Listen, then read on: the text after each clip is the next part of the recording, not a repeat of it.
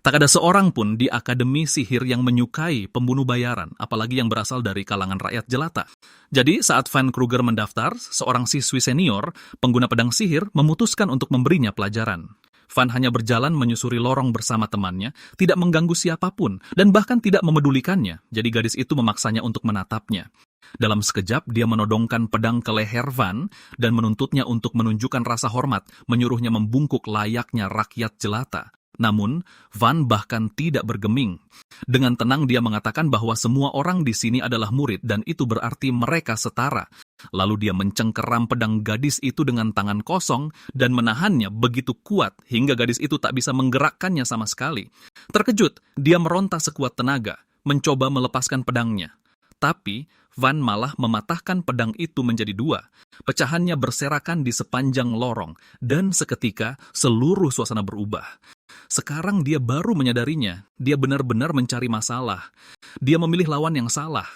Jadi siapa sebenarnya Van Kruger dan mengapa dia begitu kuat sejak pertama kali menginjakan kaki di akademi? Di dunia ini, orang-orang kuat dengan sihir menindas mereka yang tidak memilikinya, mengejek mereka sebagai Garuda. Kerajaan penyihir menyebutnya sebagai ketertiban, padahal itu hanyalah rasisme tingkat parah. Situasinya begitu buruk sampai-sampai Pangeran Kedua mulai menyusun rencana untuk membunuh saudaranya sendiri, Heinz, dan memusnahkan setiap manusia tanpa sihir. Kemudian, seorang pembunuh bayaran muncul. Van adalah seseorang yang tidak memiliki kekuatan atau sihir. Dia adalah sosok yang lahir. Jika kau menggabungkan keahlian mematikan John Wick dengan ketampanan Gojo Satoru, sang pembunuh berhadapan dengan salah satu kesatria terkuat mereka dan menumbangkannya seketika hanya dengan satu serangan telapak tangan ke hidung, menghancurkan otak korbannya. Seorang penyihir lain maju, tapi meski berpangkat tinggi, itu terbukti sia-sia di hadapan sang pembunuh bayaran. Van menghabisinya dengan sama mudahnya, mematahkan rahangnya, dan membuatnya bahkan tak bisa merapal mantra. Saat pangeran mulai bicara tentang memperlakukan Garuda seperti ternak, Van tidak membuang waktu berdebat dengan pecundang itu, dan langsung membunuhnya dengan darah dingin. Setelah itu dia melapor kembali kepada Heinz, sekutu terdekatnya dalam semua ini. Mereka telah menghabiskan 10 tahun berjuang untuk tujuan ini, mendorong terwujudnya dunia di mana orang tanpa sihir tidak lagi diperlakukan seperti sampah rendahan.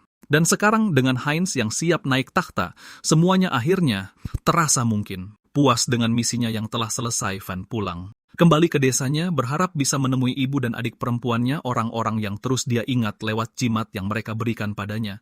Namun saat dia tiba, sesuatu yang sangat buruk telah terjadi. Seluruh desa dilahap api. Mayat-mayat berserakan di tanah, tercabik-cabik dan dibiarkan begitu saja di tempat mereka jatuh. Van meyakinkan dirinya bahwa ini ulah bandit, tapi kemanapun dia mencari, dia tak bisa menemukan keluarganya.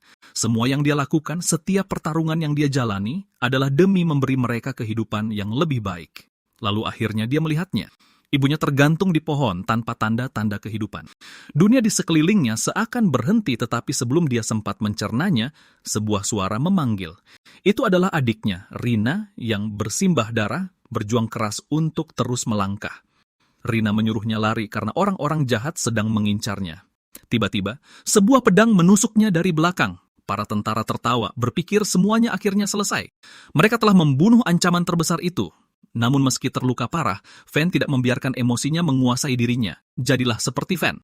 Dalam amarahnya, dia menanyakan satu-satunya hal yang dia pedulikan. Siapa sebenarnya dalang di balik semua ini? Jawabannya sungguh tak masuk akal. Itu adalah Heinz, sahabat yang sama yang telah dia bantu untuk naik takhta. Kemudian Heinz sendiri melangkah maju dan tanpa rasa malu, mulai menyalahkan Van atas segalanya. Dia mengatakan orang seperti Van bisa membunuh penyihir tanpa ketahuan, membuat keberadaan mereka sendiri menjadi sebuah ancaman. Karena itulah dia berniat melenyapkan Van dan seluruh Garuda demi melindungi kerajaan. Dikhianati sahabat terbaiknya dalam misi seumur hidup mereka, Van menolak untuk mati dan bersumpah akan membunuh Heinz meski harus mengorbankan segalanya. Dia hanya mengincar Heinz, memaksakan tubuhnya untuk mengeluarkan satu teknik pamungkas dari seni rahasia pembunuh bayaran. Heinz membalas dengan tombak sihir, membuat jagoan kita berakhir seperti Toji dengan dada berlubang. Tapi pada akhirnya, luka-luka Van berujung pada kekalahannya. Diiringi kritikan sahabatnya akan sifatnya yang terlalu berbelas kasih, Heinz meninggalkannya untuk mati sendirian. Dan di detik-detik terakhir hidupnya, sesosok makhluk melayang di dekatnya. Makhluk itu menawarinya satu kesempatan terakhir. Jadi ketika jagoan kita membuka matanya lagi, dia tidak berada di medan perang. Dia kembali ke rumah dan Rina berdiri di depannya, hidup dan tersenyum, bahkan mengucapkan selamat ulang tahun yang ke-15 untuknya. Saat itulah kenyataan menyadarkannya. Sang pembunuh bayaran telah regresi 10 tahun ke masa lalu.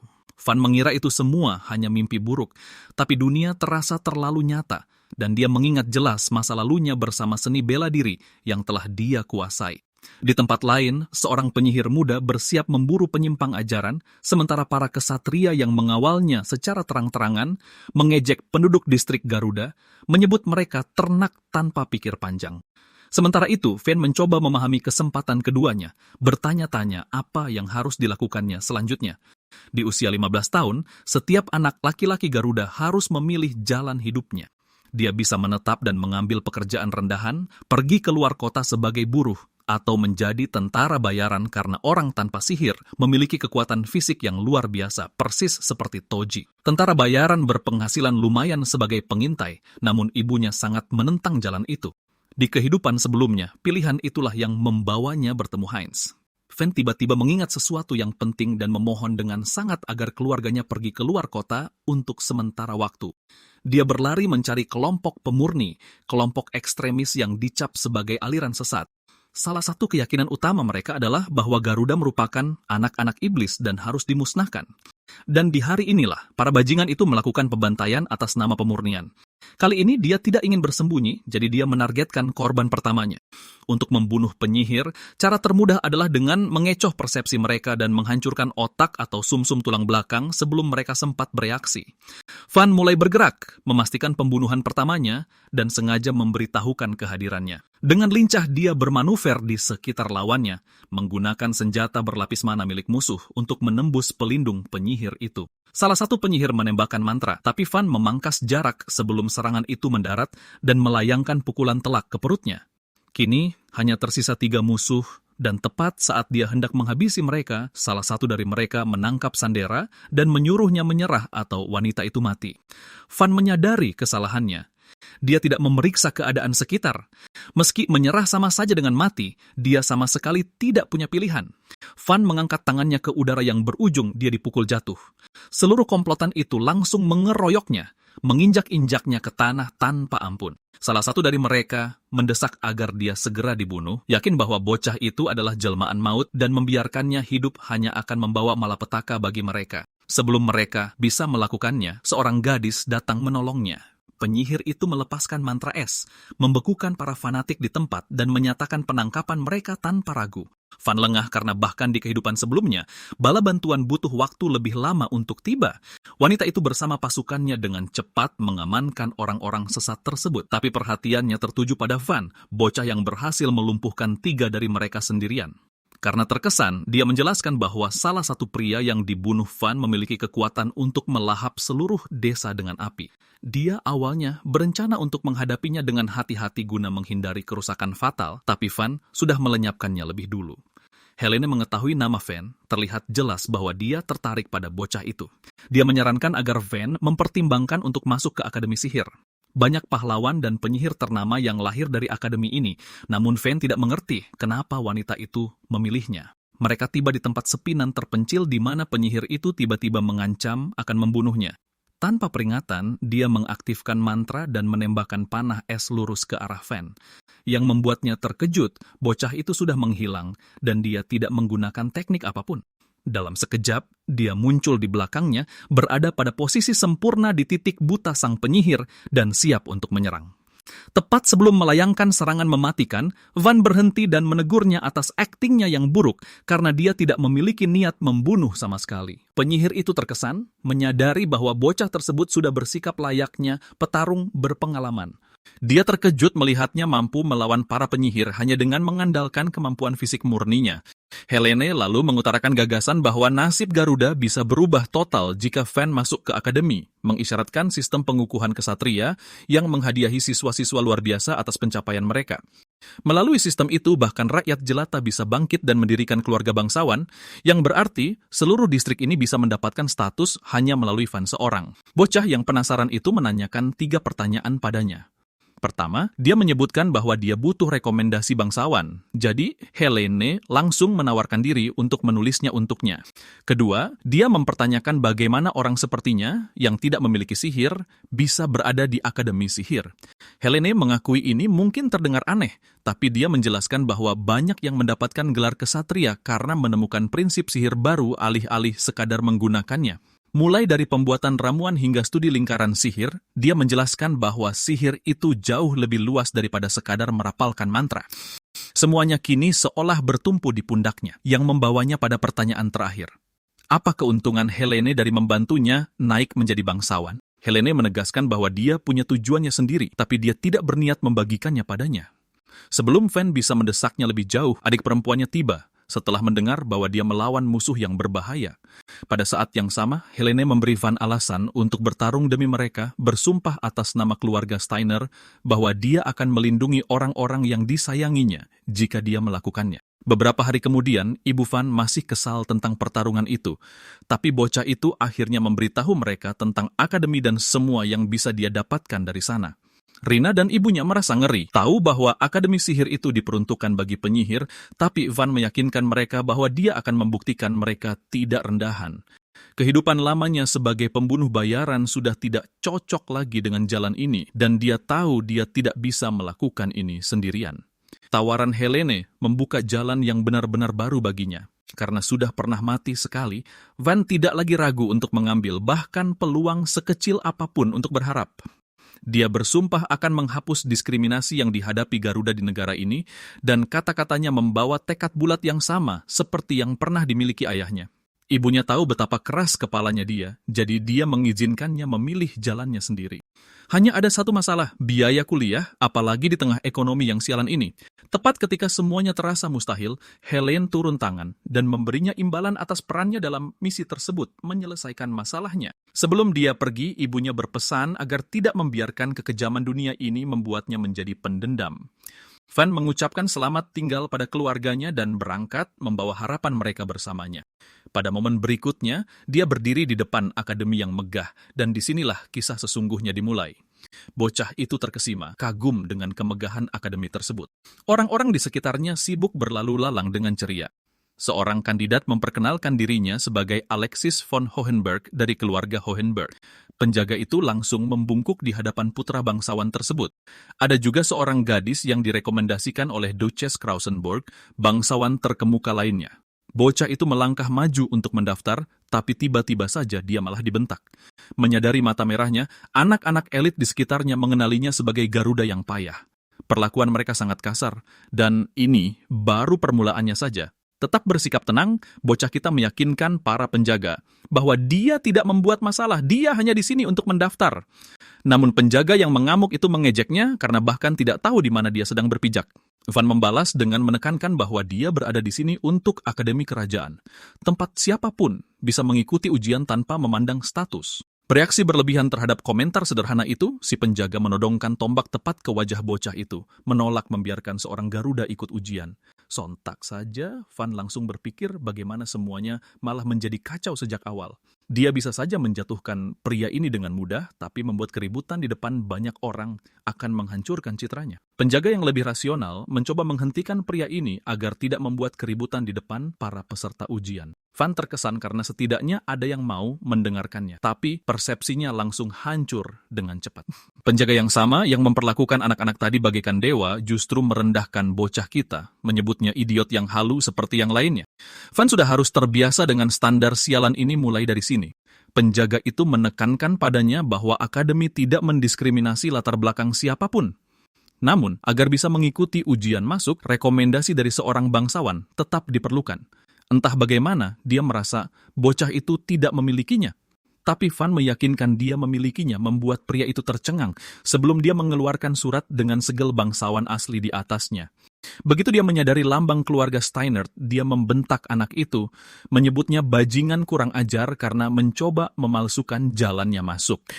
Penjaga itu berpikir, tidak ada bangsawan berakal sehat yang mau merekomendasikan pecundang tanpa sihir. Jadi dia merampas surat itu agar bisa menuduh Van melakukan pelanggaran berat. Bocah kita tidak terima dan langsung menariknya lurus ke belakang, membantingnya ke tanah dengan suara gedebuk yang keras. Pria yang satu lagi hanya kebingungan, sementara kandidat lainnya mengamati dengan kaget. Kedua penjaga itu tidak percaya ada bocah tanpa sihir yang berhasil menjatuhkan orang dewasa seperti itu. Mereka bahkan menyebutnya kebetulan semata. Tiba-tiba, salah satu penguji datang untuk memeriksa masalah tersebut, dan kedua penjaga itu meminta maaf karena telah membuat keributan. Mereka dengan ragu mengungkapkan bahwa seorang Garuda sedang mencoba mendaftar ke akademi, jadi sang penguji melirik bocah itu dan bertanya siapa dia. Van memperkenalkan dirinya sebagai kandidat yang direkomendasikan langsung oleh Helen Steinertz, sebuah nama yang tampaknya dikenali sebagian besar orang. Memeriksa surat itu dengan mata kepalanya sendiri, sang penguji mengonfirmasi bahwa segel dan tanda tangannya adalah milik keluarga Steinertz. Sikapnya berubah, dia membungkuk di hadapan bocah itu, lalu mempersilakannya masuk ke dalam. Intinya, keluarga Steinertz itu tidak main-main, dan tiba-tiba saja semua orang tertarik dengan identitas Van, mempertanyakan bagaimana bisa dia mendapatkan rekomendasi tersebut. Bocah kita merasa tidak nyaman dengan perhatian itu dan menyimpulkan bahwa Helen pastilah berasal dari keluarga yang sangat penting. Memasuki ruangan, bocah itu melihat sekeliling, menyadari bahwa setiap orang di sini adalah bagian dari kaum elit. Dia melihat sekilas Dietrich, yang kelak akan menjadi pendekar pedang gagah berani. Selain dia, ada juga Shale, penyihir agung api, dan Lunaris, gadis berambut pirang yang akan menjadi gadis perkasa nantinya. Setiap tokoh penting dari kehidupan sebelumnya ini, rupanya adalah lulusan akademi tersebut.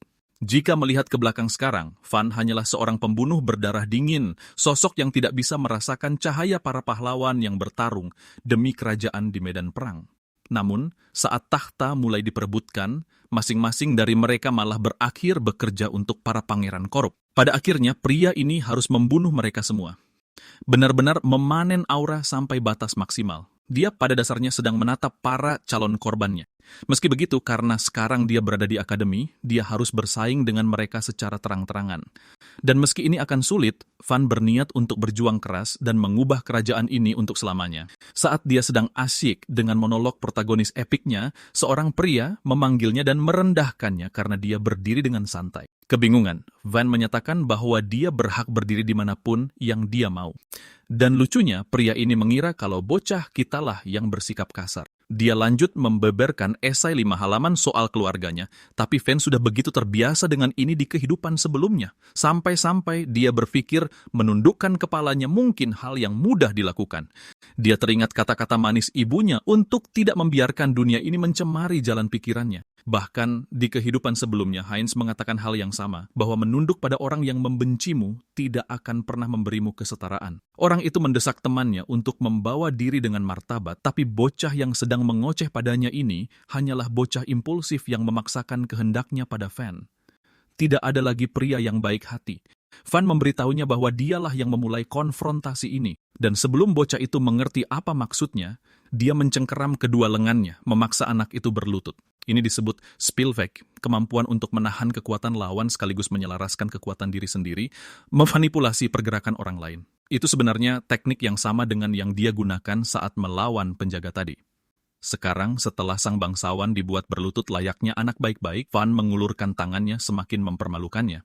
Rupanya, anak itu sangat keras kepala sampai-sampai dia langsung merapalkan sihir di sana untuk menyerang, tapi sebuah suara menghentikan pertarungan itu.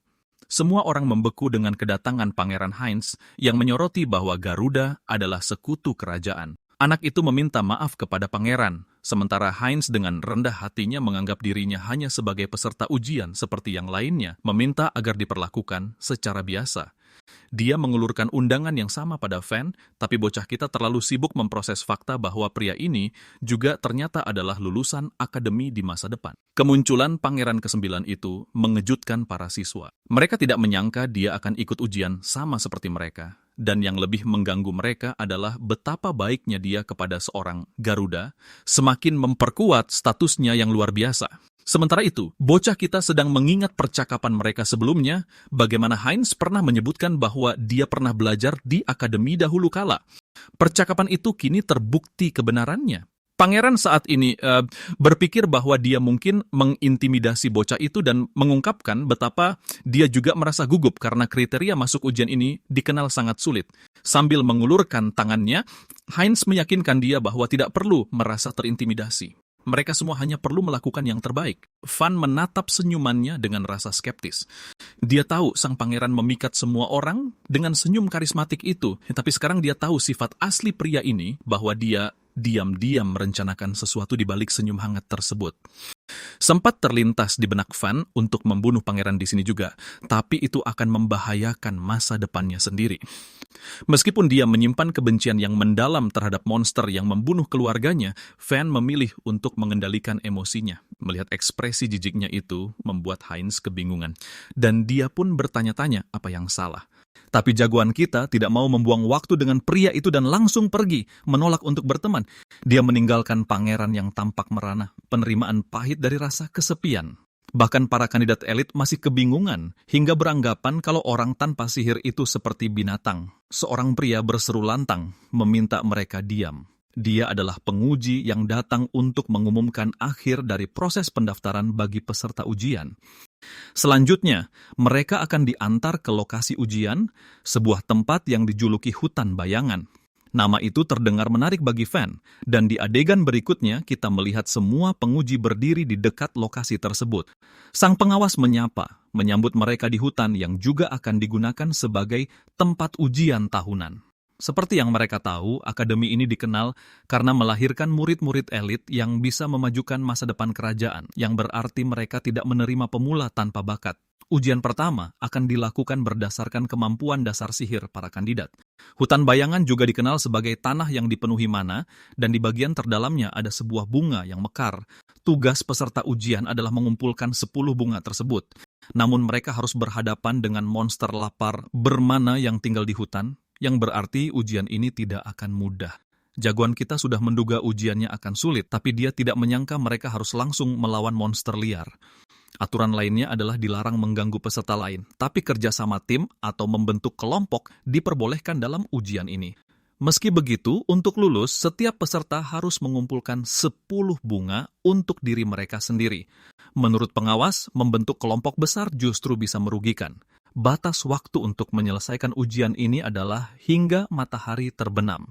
Terakhir, penguji menjelaskan bahwa setiap kandidat akan diberi sebuah lencana dan jika dihancurkan, itu akan menjadi sinyal bagi penguji untuk datang menyelamatkan mereka. Namun, menghancurkan lencana juga berarti diskualifikasi langsung. Ujian pun langsung dimulai. Mereka diperintahkan untuk masuk ke hutan dan segera menyelesaikan tugasnya. Beberapa kaum elit yang suka pamer sibuk menjalin koneksi, sementara yang lain bereuni dengan teman lama, membiarkan jagoan kita sendirian tanpa rekan tim. Tapi itu justru bagus. Memang sejak awal Van ingin sendirian. Dia melangkah maju untuk mengambil lencana, tapi sang pengawas menatapnya dengan tajam. Dia menyerahkan lencana itu pada si bocah, membiarkan Van masuk ke dalam hutan. Ada juga seorang anak yang mengikutinya dari belakang. Lagi pula, Van bukan pengecut dan siap bertarung sejak awal, jadi dia langsung berhadapan dengan monster berkapasitas mana menengah. Sederhananya, hewan yang memiliki mana disebut sebagai binatang sihir. Kemampuan fisik mereka jauh lebih kuat dari manusia, dan menghadapi mereka seringkali lebih merepotkan daripada manusia. Makhluk itu menyerang jagoan kita yang teringat bahwa sejak dia menjadi pembunuh bayaran, target utamanya adalah manusia, yang berarti dia sudah lama tidak melawan monster liar. Mengenai makhluk yang menerkamnya saat ini, sungguh tak bisa dipercaya. Tapi sang pembunuh bayaran langsung meninjuk monster itu layaknya seorang pejuang sejati. Semua berkat teknik membunuh binatang sihir yang juga ia kuasai. Ini mengingatkanku pada meme Sukuna di era Heian yang menciptakan teknik sesuka hati secara mendadak. Intinya, gerakan ini memusatkan momentum seseorang ke dalam satu serangan bertenaga tinggi. Dampak besar yang dihasilkan dari pukulan itu mampu menembus tubuh makhluk apapun. Biasanya, serangan ini sulit mendarat tepat sasaran, tapi untuk binatang sihir yang bertindak berdasarkan insting, ini adalah jurus teraman untuk membunuh mereka dalam satu pukulan. Binatang itu pun mati. tumbang di hadapan si bocah, sementara Van teringat bagaimana saat masih menjadi pembunuh bayaran, dia sering berhadapan dengan binatang sihir dan belajar menaklukkan mereka dengan cara seperti itu. Ngomong-ngomong, dia juga sadar ada penguntit yang sedang mengawasinya, tapi dia pura-pura tidak peduli dan langsung pergi begitu saja. Ternyata mereka adalah dua berandalan yang tidak percaya ada bocah seperti Van. Menolak percaya bahwa Van mengalahkan makhluk itu dengan kekuatan murni, mereka berspekulasi bahwa dia pasti memakai racun, taktik murahan yang tidak akan mempan melawan mereka. Di saat yang sama, temannya mengingatkan bahwa dilarang mengganggu peserta ujian lain. Namun kenyataannya, para peserta ujian menganggap aturan itu hanyalah gertakan karena tak ada yang mau melihat seorang Garuda lulus ujian ini. Bukan cuman itu, Van juga menghina sang pangeran, jadi bocah ini yakin bahwa membunuhnya tidak akan membuatnya disalahkan. Orang ini punya pembenaran sekelas Light Yagami tapi dengan IQ setara Yamcha.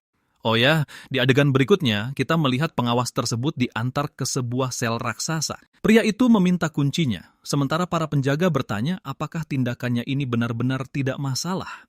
Sambil meyakinkan bahwa binatang itu dikendalikan oleh sihir, pria brengsek tersebut berniat menjadikan si bocah yang menyusup ke ujian masuk sebagai target cabik-cabiknya. Mereka semua ingin membunuh bocah Garuda itu. Lagi pula, mereka tidak bisa begitu saja mengusir kandidat yang membawa surat rekomendasi. Namun jika seorang Garuda berhasil lulus ujian, itu akan menghancurkan kehormatan akademi mereka. Dengan dalih bahwa kaum Garuda akan selalu bernasib malang, pria itu berniat untuk terus melanjutkan rencananya. Meskipun begitu, sang penjaga beralasan bahwa kandidat lain bisa saja berada dalam bahaya karena binatang itu. Akan tetapi, pengawas itu merasa tidak masalah karena Van terlihat sendirian, yang berarti tidak akan ada kandidat yang berada di dekatnya. Menggunakan kuncinya, dia membuka paksa gerbang dan meneriaki monster itu agar pergi membunuh sang Garuda rendahan demi membela warisan akademi mereka. Adegan beralih pada penguji berambut ungu, orang yang menyadari bahwa ada sesuatu yang ganjil dengan ujian tahun ini. Pengawas itu kembali padanya dan menanyakan apakah ada laporan yang aneh, sementara sang penguji melaporkan bahwa semuanya masih aman terkendali. Dia bertanya kemana pria ini pergi. Lalu pria itu dengan santai menjawab kalau dia hanya sedang melakukan persiapan. Ekspresi jahatnya langsung disadari oleh pria yang lebih muda itu. Dia merasakan ada sesuatu yang tidak beres. Kembali ke Van, jagoan kita berhasil menemukan jalan menuju hutan yang lebih dalam dan menemukan bunga-bunga yang cocok dengan deskripsi yang diterimanya. Bunga-bunga tingkat surga yang sangat mempesona. Yang harus dia lakukan hanyalah memetiknya. Namun, sebelum sempat melakukannya, dia mendesak para penguntitnya untuk segera keluar. Kedua berandalan itu terkejut karena dia bisa melacak pergerakan mereka selama ini, lalu mengejek Van karena punya hidung mirip anjing. Tak mau terpancing emosi, jagoan kita membalas bahwa dia sudah terbiasa dengan para pengecut yang menyerang dari belakang. Lucunya, dia sadar bahwa dia tidak berhak berkata begitu karena dia adalah seorang pembunuh bayaran yang juga menggunakan taktik serupa. Kedua berandalan itu mengejeknya karena tak pantas berada di akademi, dan mereka akan membuktikannya dengan tangan mereka sendiri. Van mencibir logika omong kosong mereka dan menyatakan bahwa alasan sebenarnya adalah karena mereka ingin membalas dendam demi harga diri mereka yang konyol. Mengambil posisi bertarung, jagoanku ini memastikan bahwa dia akan menghancurkan harga diri dari bocah-bocah sombong ini. Kesal, kedua anak itu merapal mantra masing-masing, bersiap untuk menyerangnya. Mengidentifikasi ancaman, Van menyadari bahwa salah satu dari mereka adalah penyihir dan yang lainnya adalah pendekar pedang sihir. Dia pun berpikir bagaimana harus menghadapi mereka karena gaya bertarung biasanya dibagi ke dalam 3 tipe utama. Tipe pertama adalah yang paling umum, yaitu penyihir perapal mantra, dan tipe kedua adalah penyihir yang memasukkan mana ke dalam senjatanya. Mereka disebut penyihir pedang. Dan yang terakhir, tipe ketiga memiliki peningkatan tubuh fisik. Mereka dijuluki sebagai tinju mana. 2 gaya bertarung berbeda yang bekerja sama dalam satu tim biasanya dinilai sangat efektif karena bisa menutupi kelemahan satu sama lain. Membaca raut wajah salah satu anak itu, Van merasa kalau mereka mungkin belum punya pengalaman membunuh sama sekali. Meski begitu, mereka tetap ingin mengincar kepalanya, walau Van sebenarnya tidak berniat membunuh orang-orang ini. Masalahnya, jika seseorang seperti Garuda mati, takkan ada yang peduli, dan pihak akademi akan menutupinya sebagai sebuah kecelakaan. Namun jika seorang anak bangsawan mati, keluarganya akan mengerahkan seluruh kekuatan untuk melacak pembunuhnya, yang mungkin akan mengancam seluruh kaum Garuda sebagai bentuk balas dendam. Para bangsawan di negara ini benar-benar merepotkan untuk dihadapi. Mereka mendapatkan tanah kekuasaan mereka lewat peperangan, jadi mereka tak akan segan untuk mencari gara-gara. Akan tetapi, jagoan kita tidak mau mengikuti jalan tersebut kali ini karena dia berniat untuk tetap berada di jalan yang terang. Itulah sebabnya dia takkan memakai teknik mematikan apapun di pertarungan ini, melainkan memilih untuk menghancurkan semangat juang mereka demi memaksa mereka menyerah. Tatapan penuh tekadnya malah membuat para berandalan itu jengkel, terutama si bocah berambut mangkuk yang merapalkan mantra Zirwinda andalannya untuk mengirimkan gelombang angin ke arah jagoan kita. Meski Van berhasil menghindari serangannya, tubuhnya masih sedikit tergores. Bocah itu memujinya karena gerakannya yang tajam setelah ia mengerahkan serangan mematikannya tadi. Jagoan kita tidak berkomentar banyak soal tebasan angin itu, sementara sang bangsawan malah sibuk menceramahi panjang lebar layaknya esai 12 halaman soal teknik pedang tak kasat mata yang spesial dari keluarganya. Dengan kata lain, jurus ini mirip seperti Cliff dan Dismantle milik Sukuna, karena kau tidak bisa melihat serangan tersebut. Bocah itu merasa dirinya sudah menang, dan nyaris memaksa sang Garuda berlutut memohon ampun. Namun, Van justru menyebutnya sebagai mantra musim panas yang sangat payah. Dia penasaran apakah keluarga Valtryek memang punya spesialisasi menghembuskan angin sepoi-sepoi yang harus kuakui merupakan ejekan paling telak untuk menghancurkan karier seseorang. Dia menghancurkan harga diri pria ini lebih parah dari mantranya sendiri, memprovokasinya untuk menggunakan teknik yang lebih hebat bernama Zirwinda Tempest. Kini serangannya punya jangkauan yang lebih luas dan merobek-robek hutan, tapi kaki Van begitu lincah, sehingga dia berhasil menghindari tebasan tak kasat mata itu. Bukannya Van bisa melihat serangan itu, bukan. Dia hanya sangat cepat dalam mendeteksi niat membunuh seseorang dan segera meresponsnya. Menghampiri targetnya, Van mendaratkan pukulan telak di perut, memberi pria ini sebuah tamparan realita untuk menyadarkannya. Karena dia sudah tumbang, bocah yang satunya lagi, si pendekar pedang sihir mencoba berlagak seperti orang hebat. Dia menerjang ke arah lawannya. Van segera melihat tangannya dan menyadari tipe petarung seperti apa lawannya ini, karena selama dia menghindari pedangnya itu hanyalah senjata biasa. Hanya saja ini juga bukan hal yang mudah dilakukan, karena ujung senjatanya saja bergerak beberapa kali lebih cepat daripada pukulan biasa. Namun, jagoan kita ini punya refleks secepat kilat, mampu melesat maju dan mencengkeram tangan lawannya alih-alih berduel dengan pedangnya langsung. Selanjutnya, dia dengan cerdas mengarahkan lengan itu, mengayunkan anak itu sebelum melayangkan pukulan karate mematikan untuk menjatuhkannya. Anak kedua bangkit kembali. Van menantangnya untuk maju dan mencoba sekali lagi, karena jika dia melakukannya, Van tidak akan menahan diri lagi. Anak itu langsung mengangkat tangan untuk menyerah, memohon agar pertarungan ini tidak dilanjutkan. Tiba-tiba, Van merasakan hawa kehadiran yang sangat kuat di dekatnya. Nalurinya mengatakan bahwa ada yang tidak beres, dan karena peduli pada yang lain, dia menyuruh mereka untuk segera lari dari sana. Di depannya muncul makhluk berlumuran warna merah, monster yang begitu mengancam hingga membuat langkah mereka terhenti. Hanya dengan satu serangan, monster itu menghempaskan mereka bertiga ke udara hingga jatuh terjerembab. Van memproses apa yang baru saja terjadi. Wajahnya memancarkan kengerian melihat Hellboar yang mendekat, monster tingkat tinggi yang mengancam dan seharusnya tidak ada di hutan ini. Babi hutan itu bersiap untuk menghantam mereka sekali lagi. Hellboar umumnya dikenal dengan julukan taring terkutuk. Mereka punya serudukan beraliran mana yang setara dengan sihir pengepungan. Dengan kata lain, beberapa serangan saja dan kau akan mati. Van tahu ini adalah pertarungan yang berbahaya dan menyuruh dua orang lainnya untuk lari. Salah satu dari mereka menuruti sarannya, tapi si rambut keriting menolak untuk lari, membuat jagoan kita ini terkejut. Dan ini bukan karena anak ini pemberani atau semacamnya. Kakinya baru saja hancur akibat serudukan tadi, jadi dia bahkan tidak bisa berdiri.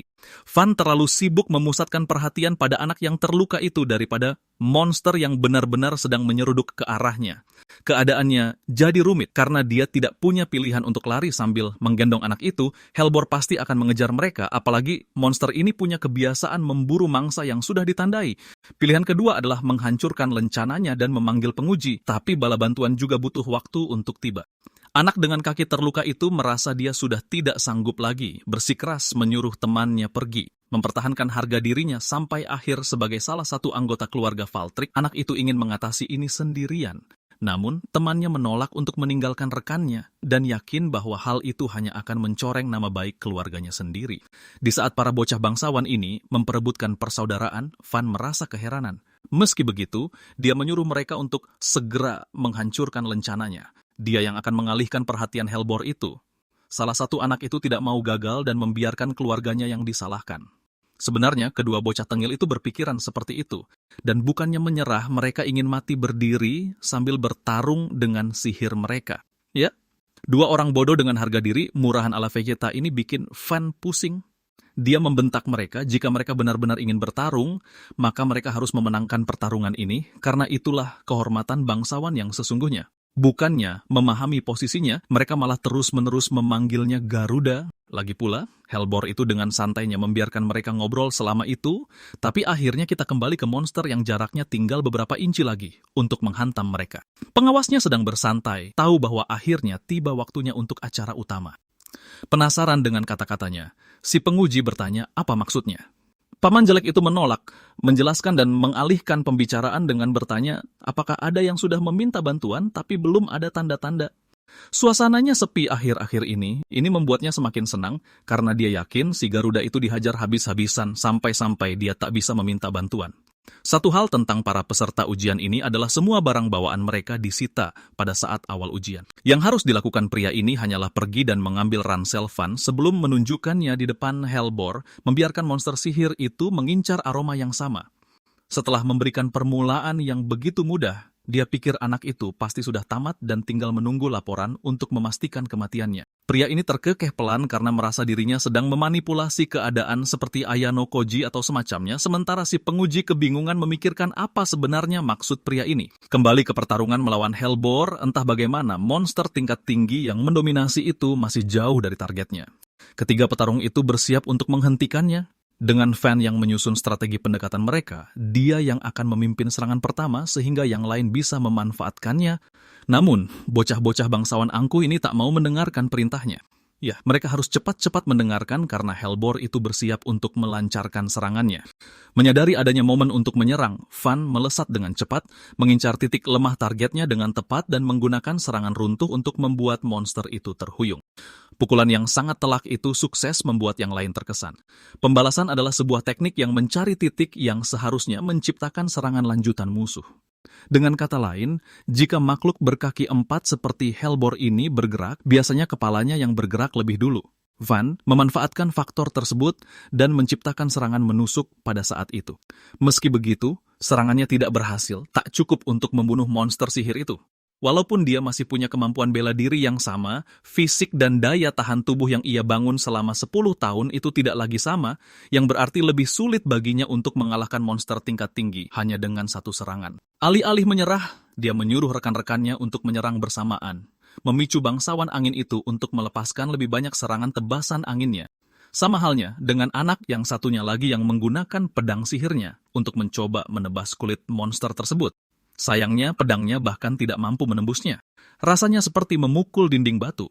Semua serangan mereka sia-sia dan akhirnya hanya membuat monster sihir itu murka. Merasakan apa yang akan terjadi selanjutnya, Van menyuruh semuanya tiarap karena gumpalan daging babi gemuk ini melesat dengan kecepatan penuh untuk menghantam semua yang ada di depannya.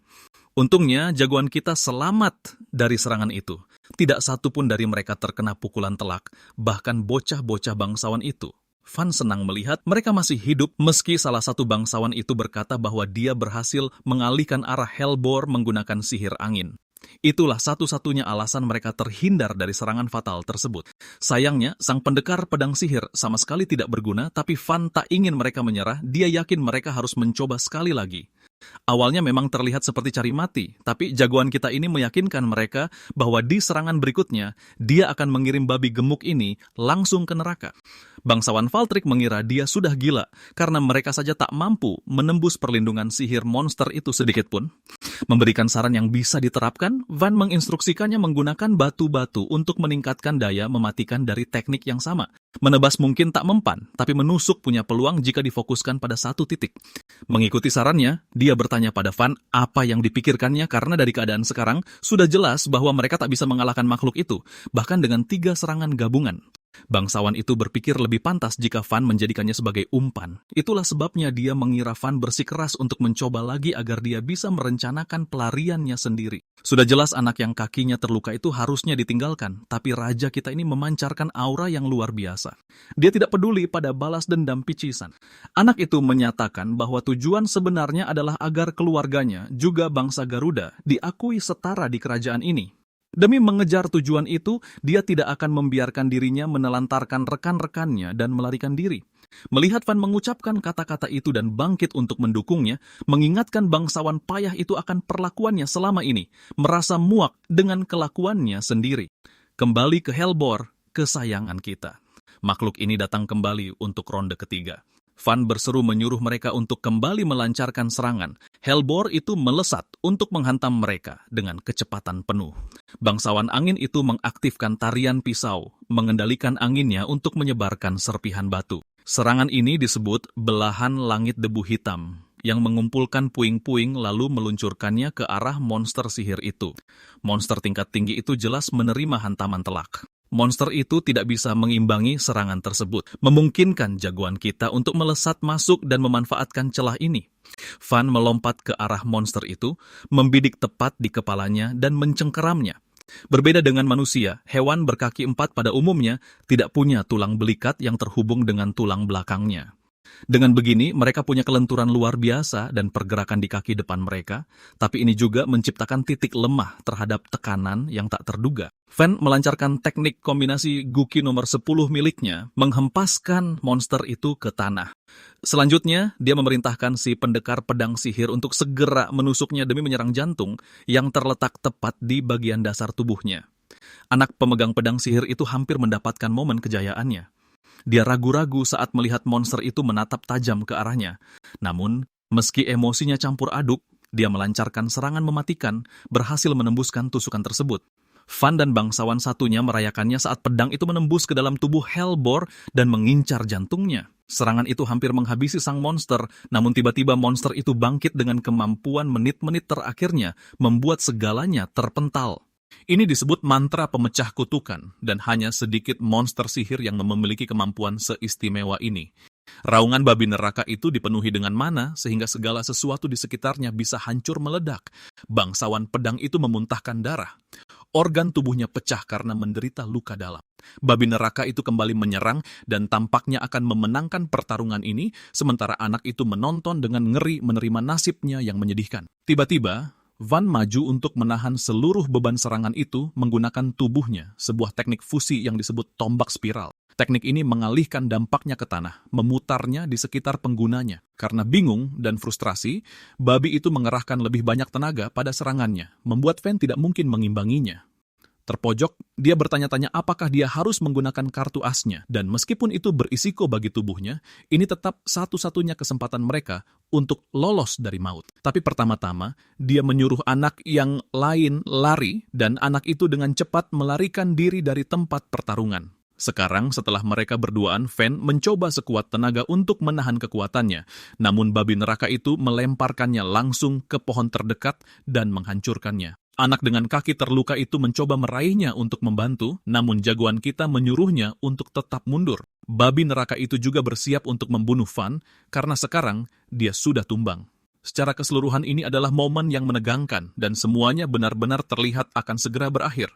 Tiba-tiba, mantan pembunuh bayaran itu meneriakkan seruan pertempuran tertentu, melepaskan semua batasannya. Makhluk itu tiba-tiba terkena proyektil jarak jauh hingga terpental ke samping. Serangan tak terduga ini adalah mantra sihir. Van sangat mengenalnya dan menatap si penyerang. Sebagai sebuah takdir yang mengejutkan, itu adalah Heinz. Sang pangeran sendirilah yang datang untuk menyelamatkan mereka. Bangsawan lain dengan cepat merawatnya dan menyarankan agar dia segera pergi. Tapi Heinz menolak melakukan hal itu dan percaya bahwa melindungi rakyat sudah menjadi tugas seorang bangsawan kerajaan.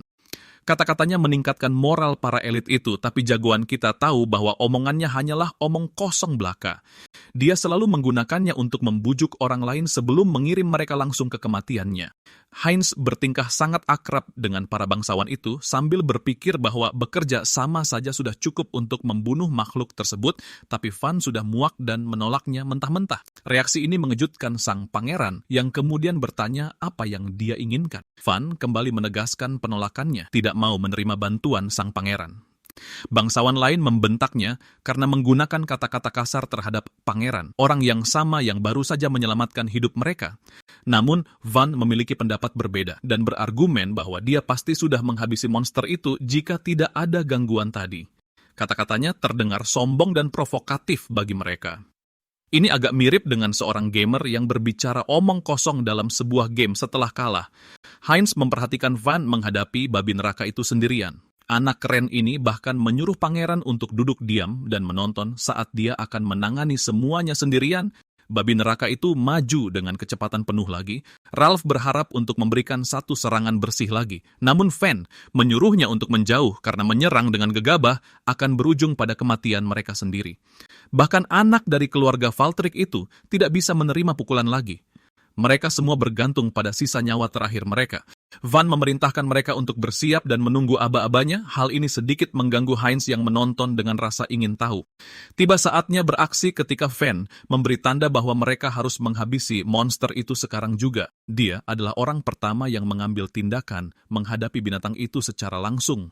Sebelumnya, dia kehilangan ketenangannya, tapi kali ini dia tidak akan menggunakan teknik kartu asnya dan memilih menangani pertarungan secara strategis. Seperti sebelumnya, babi neraka itu menerkam ke arahnya, namun jagoan kita membalas dengan serangan dorongan ke atas. Setelah gagal dalam 3 serangannya, monster tersebut mulai menganggap mereka sebagai lawan yang setara. Itulah sebabnya babi neraka mulai menyerang dengan lebih hati-hati di setiap pukulannya. Mengetahui bahwa itu adalah serangan tipuan, Van berayun maju dan senang melihat dia bisa menahan serangannya dengan aman karena monster itu tidak lagi terlalu ambisius. Babi neraka itu mengaum dan mencoba menghantamnya dengan taringnya, tapi Van dengan hati-hati memanipulasi tubuhnya sedemikian rupa sehingga dia dapat menghindari setiap serangan tersebut. Bangsawan lain dan juga Heinz terkejut karena dia memiliki kecepatan seperti ini tanpa menggunakan sihir, sementara babi neraka itu menerima pukulan telak lainnya dari Van yang dengan cermat memusatkan titik beratnya untuk menang. Ini adalah teknik yang sangat sempurna sehingga Heinz hanya pernah melihatnya ditunjukkan oleh para penyihir tingkat tinggi. Pertarungan berlanjut dengan Van yang mempermainkan tubuh babi neraka itu, menyerang sesering mungkin dan mengincar kepalanya. Meskipun demikian, tak satu pun serangannya cukup untuk benar-benar menumbangkan monster itu, terutama karena Van tidak memiliki peningkatan sihir apapun untuk memperkuat pukulannya. Bagi binatang ini, pukulan-pukulannya tidak lebih dari sekadar tepukan belaka, dan itulah sebabnya babi neraka itu semakin percaya diri.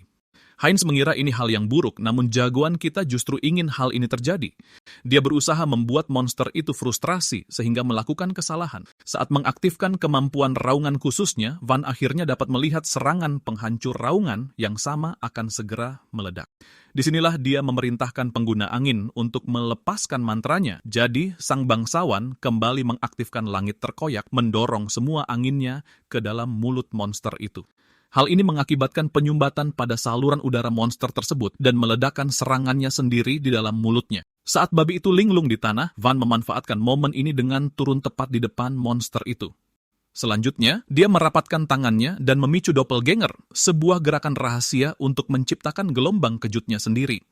Pukulan tersebut melepaskan gelombang kejut dari kedua sisi yang bertujuan untuk menghancurkan tengkorak binatang itu dari dalam.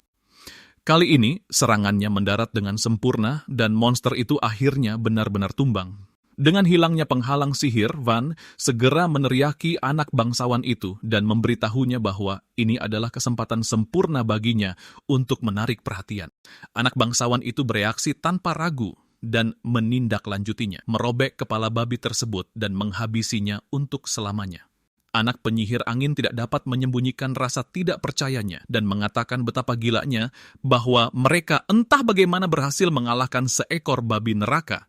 Sementara itu, Van perlahan bangkit kembali dan berjalan menghampiri anak bangsawan itu, serta mengulurkan tangannya.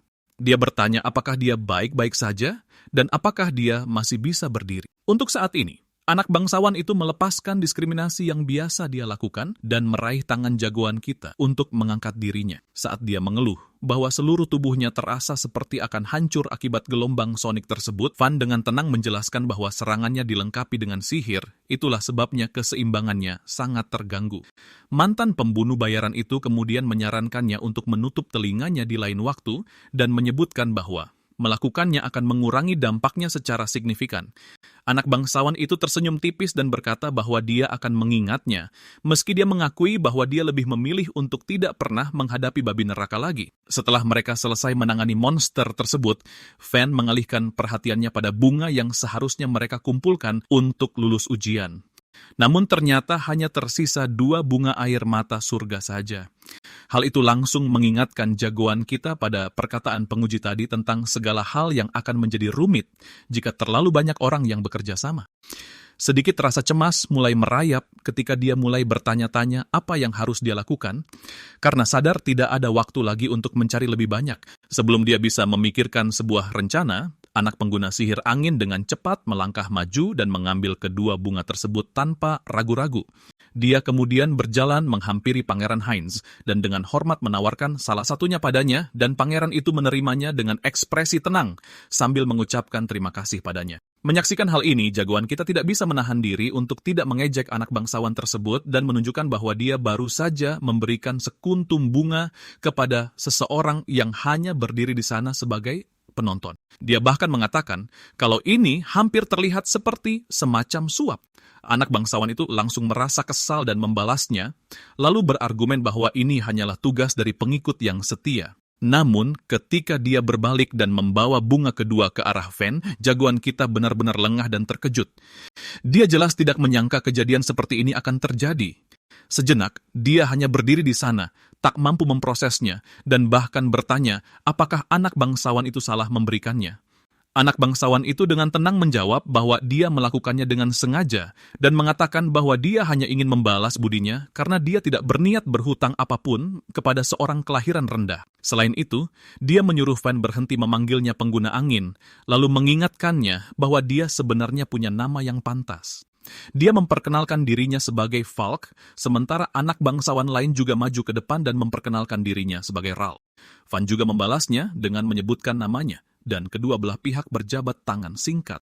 Tepat saat jagoan kita mengatakan bahwa mereka mungkin tidak akan bertemu lagi jika mereka berdua gagal dalam ujian, sang pangeran tiba-tiba menghentikan mereka dan menyuruh mereka untuk menunggu sebentar. Heinz kemudian memetik beberapa bunga yang sudah layu dan menggunakan sihir cahayanya untuk membuatnya mekar kembali. Saat kelopaknya mendapatkan kembali warnanya, anak-anak bangsawan itu pun tercengang. Mata mereka berbinar saat mereka mengungkapkan betapa terhormatnya mereka dapat menyaksikan tindakan anggun dari sang pangeran tersebut. Namun jagoan kita menyela momen tersebut dan mengingatkan mereka bahwa matahari akan segera terbenam, sehingga mereka harus cepat-cepat kembali. Falk segera membentaknya dan menyuruhnya berhenti memerintah mereka, apalagi ketika pangeran sendiri sedang berdiri di sana bersama mereka. Tepat ketika mereka hendak pergi, Pangeran Heinz tiba-tiba mengungkit sesuatu yang dia sadari sebelumnya. Dia menunjuk bagaimana Van dengan hati-hati menutupi jejak kakinya menggunakan kotoran di sepanjang jalan. Dari apa yang dia ketahui, kemampuan menghapus jejak seseorang seperti itu adalah teknik yang biasa digunakan oleh para pembunuh bayaran. Dia kemudian menjelaskan bahwa keterampilan bela diri yang dia saksikan selama pertarungan, bersama dengan kebiasaan terselubung Van sangat menunjukkan bahwa dia bukan sekadar orang biasa, melainkan seseorang yang dilatih untuk menjadi pembunuh bayaran profesional. Mendengar hal ini, jagoan kita merasakan sedikit ketegangan yang menumpuk di dalam dirinya. Dia mulai bertanya-tanya apakah dia bertindak terlalu jauh dan mengungkapkan lebih dari yang seharusnya. Ternyata Pangeran Heinz sendiri memiliki banyak kekhawatiran karena ia dikelilingi oleh musuh di semua sisi. Ayahnya, sang raja, telah menikahi banyak putri dari negeri taklukan untuk memperkuat kekuasaannya, sehingga menciptakan jaringan politik kerajaan yang rumit. Ibunda Heinz, sang ratu kelima, aslinya adalah seorang bangsawan dari dalam kerajaan itu sendiri yang memberinya kedudukan unik. Karena itu ratu lain dan bahkan kakak-kakaknya menganggapnya sebagai ancaman, lantaran takut sang raja mungkin akan memilihnya sebagai pewaris takhta berikutnya. Dengan tekanan sebesar itu yang menghantuinya, Heinz terus waspada, tahu bahwa seorang pembunuh bayaran bisa memburunya kapan saja. Dan karena semua yang baru saja ia amati, ia kini mulai curiga bahwa Van sendiri mungkin adalah agen yang dikirim untuk melenyapkannya. Jika itu benar, maka ini bukanlah sesuatu yang bisa ia abaikan begitu saja, dan ia menimbang untuk membereskan situasi tersebut saat itu juga. Sementara itu, keringat perlahan mengalir di wajah Van saat ia menyadari bahwa kebiasaan lama benar-benar tidak mudah hilang. Apapun yang ia lakukan, ia tak bisa mengubah fakta bahwa ia dulunya adalah seorang pembunuh bayaran sebelum regresi ini. Masalah sebenarnya adalah ia tidak bisa mengakui hal semacam itu. Dan kalaupun ia mengakuinya, tak ada seorang pun di sini yang akan benar-benar mengerti. Karena itu, ia tahu bahwa ia tak punya pilihan lain selain mengarang gertakan yang meyakinkan untuk keluar dari kekacauan ini. Van bersikap tenang dan merespons dengan santai, mengatakan bahwa ia tak pernah tahu teknik-teknik itu dianggap sebagai bagian dari etiket seorang pembunuh. Namun Pangeran Heinz, dengan tajam menembus alasan payah itu, jelas tak mempercayainya sedikit pun. Meski begitu, pemuda kita mengubah nada bicaranya dan menyuruh sang pangeran untuk mempercayai apapun yang ia mau. Menegaskan bahwa apa yang dikatakannya adalah kebenaran. Seiring berjalannya waktu, suasana semakin menegang. Van kemudian perlahan mulai melangkah mendekati Pangeran Heinz. Falk segera turun tangan berusaha menghalangi jalannya. Namun di detik berikutnya, pemuda kita lenyap dari pandangan dan muncul kembali tepat di depan sang pangeran, dengan santai menepukkan tangan di bahunya. Ia berkata bahwa ia hanya bercanda dan memintanya untuk berhenti memasang wajah yang begitu serius dan mengintimidasi. Van lalu menjelaskan bahwa ia hanya tidak terbiasa berbicara dengan sopan, menepisnya dengan dalih bahwa ia hanyalah bocah desa yang tak pernah diajari tata krama semacam ini dengan benar. Ia menunduk sedikit dengan hati-hati menjaga ketenangannya sembari memastikan untuk tak memperlihatkan perasaannya yang sesungguhnya. Namun Heinz tidak tertarik berputar-putar dan menyuruhnya berhenti menghindari pertanyaan tersebut. Ia sekali lagi mengungkit gerak kaki yang digunakan Van, menyoroti betapa gerakannya hampir terlihat seperti teleportasi, dan secara belak-belakan bertanya apakah ia seorang pembunuh. Kali ini Van akhirnya mengajukan alasan yang lebih meyakinkan, mengklaim bahwa ia mempelajari jurus itu dari Helen Steinhardt, orang yang sama yang merekomendasikannya ke tempat ini. Ia lalu berbohong bahwa sang lady menyarankannya untuk menyembunyikan teknik-tekniknya sebisa mungkin karena seni bela diri adalah satu-satunya senjata nyata yang ia miliki. Di lubuk hatinya, pemuda itu merasakan sedikit rasa bersalah karena telah meminjam namanya tanpa izin. Namun di saat yang sama, jawabannya akhirnya tampak membuat sang pangeran tenang. Bahkan Ralph tampak terguncang saat mendengar nama wanita itu, memperjelas bahwa keluarganya berada di tingkat yang sangat dihormati bahkan di kalangan bangsawan kerajaan. Mendengar nama yang begitu berpengaruh, sang pangeran teringat pada sosok wanita yang dikenal sebagai Lady Bunga Es. Ia sangat tahu bahwa wanita itu berdiri di antara tokoh-tokoh papan atas di akademi. Satu-satunya hal yang sulit ia percayai adalah bahwa orang sepertinya akan familiar dengan teknik-teknik pembunuh, meski ia tidak terlalu lama memusingkan hal itu. Lagi pula ia yakin bahwa keluarganya tak akan pernah terlibat dalam sesuatu yang seberbahaya, merencanakan pembunuhan seorang pangeran. Ralph lalu mencecar Van, bertanya mengapa seseorang sekelas Helene mau merekomendasikan seorang rendahan yang lahir dari debu. Pemuda kita hanya menjawab bahwa ia sendiri tidak tahu alasannya, menjelaskan bahwa sang lady hanya menyuruhnya pergi ke akademi bersama surat rekomendasinya. Sang pangeran menyela dan membagikan asumsinya sendiri, mengisyaratkan bahwa Helene mungkin berencana untuk melatih Van secara pribadi dan akhirnya memasukkannya ke dalam keluarganya. Anak-anak bangsawan lainnya mulai setuju setelah menyaksikan sendiri kemampuan Van. Dengan itu, sang pangeran akhirnya melembutkan nada bicaranya dan dengan sopan berterima kasih, mengakui bahwa ia mungkin akan berakhir dalam bahaya besar jika ia menghadapi monster itu sendirian. Ia secara terbuka berkata bahwa ia berutang nyawa pada Van dan bahkan menunduk sedikit untuk menunjukkan rasa hormatnya. Namun Van tetap blak-blakan seperti biasa dan dengan santai menyeletuk bahwa dari awal mereka bertarung bukan demi sang pangeran. Falk segera memarahinya karena sikapnya yang tak sopan, tetapi pemuda kita sama sekali tak peduli, terutama setelah semua hal yang telah ia lalui. Sang pangeran diam-diam mencatat hal ini, menyadari bagaimana pemuda itu lebih memilih melontarkan hinaan halus kepadanya ketimbang meminta imbalan apapun. Saat giliran ujian berakhir, para siswa mulai kembali dari hutan. Beberapa dari mereka membawa bunga yang berhasil mereka kumpulkan, sementara yang lain kembali dengan tubuh memar, kelelahan, dan tangan kosong. Rasa takut menyelimuti mereka saat mereka cemas, memikirkan cara menghadapi keluarga mereka setelah gagal mengamankan tempat di akademi yang begitu bergengsi. Sementara itu, profesor yang licik tak kuasa menahan rasa cemasnya karena sang pangeran belum juga kembali. Ia telah dengan hati-hati memastikan bahwa hanya monster-monster lemah yang ada di hutan yang bisa dengan mudah diatasi oleh sang pangeran. Apa yang lebih mengganggunya adalah fakta bahwa Hellbore itu juga belum muncul. Tepat pada saat itu, kelompok berempat akhirnya muncul dari dalam hutan. Meski sang profesor merasa lega saat melihat pangeran selamat tanpa kurang suatu apapun, kelegaan itu dengan cepat berubah menjadi amarah begitu matanya tertuju pada Fan. Pengawas ujian menyapa pemuda kita dan bertanya apakah ia baik-baik saja. Di sisi lain, profesor mereka benar-benar kehilangan ketenangannya dan berseru bahwa seharusnya anak itu sudah mati sekarang. Berlagak polos, pemuda kita dengan tenang bertanya apakah pria itu keberatan dirinya selamat. Sang profesor segera sadar bahwa ia telah salah bicara dan memaksa dirinya untuk tetap tenang. Pria itu berkata bahwa ia hanya terkejut melihat Van berhasil kembali hidup-hidup. Akan tetapi Van dengan santai memberitahu mereka bahwa ia juga tidak sendirian. Satu persatu, anak-anak itu melangkah keluar dari belakangnya, bersusah payah menyeret sebuah beban raksasa melintasi tanah. Sang profesor nyaris terkena serangan jantung, menatap tak percaya pada apa yang ia pikirkan itu. Bahkan pengawas ujian sampai terperangah dan bertanya, apakah itu benar-benar monster sihir? Para siswa menjelaskan bahwa mereka curiga monster itu dikirim untuk membunuh sang pangeran, jadi mereka membawa kembali kepalanya sebagai bukti. Kedua instruktur itu terdiam, namun karena alasan yang sangat berbeda. Pengawas ujian tidak habis pikir bagaimana sesuatu yang seberbahaya itu bisa berkeliaran di hutan, sementara sang profesor tercengang karena monster itu gagal melenyapkan targetnya. Semua mata tertuju pada sang profesor saat ia kembali tertangkap basah sedang lengah. Beruntung baginya, Yang Mulia menarik perhatian semua orang dengan memuji kelompok itu secara terbuka. Saat ia melihat sang pangeran berdiri di sana tanpa luka, kekecewaan sang profesor semakin menjadi-jadi.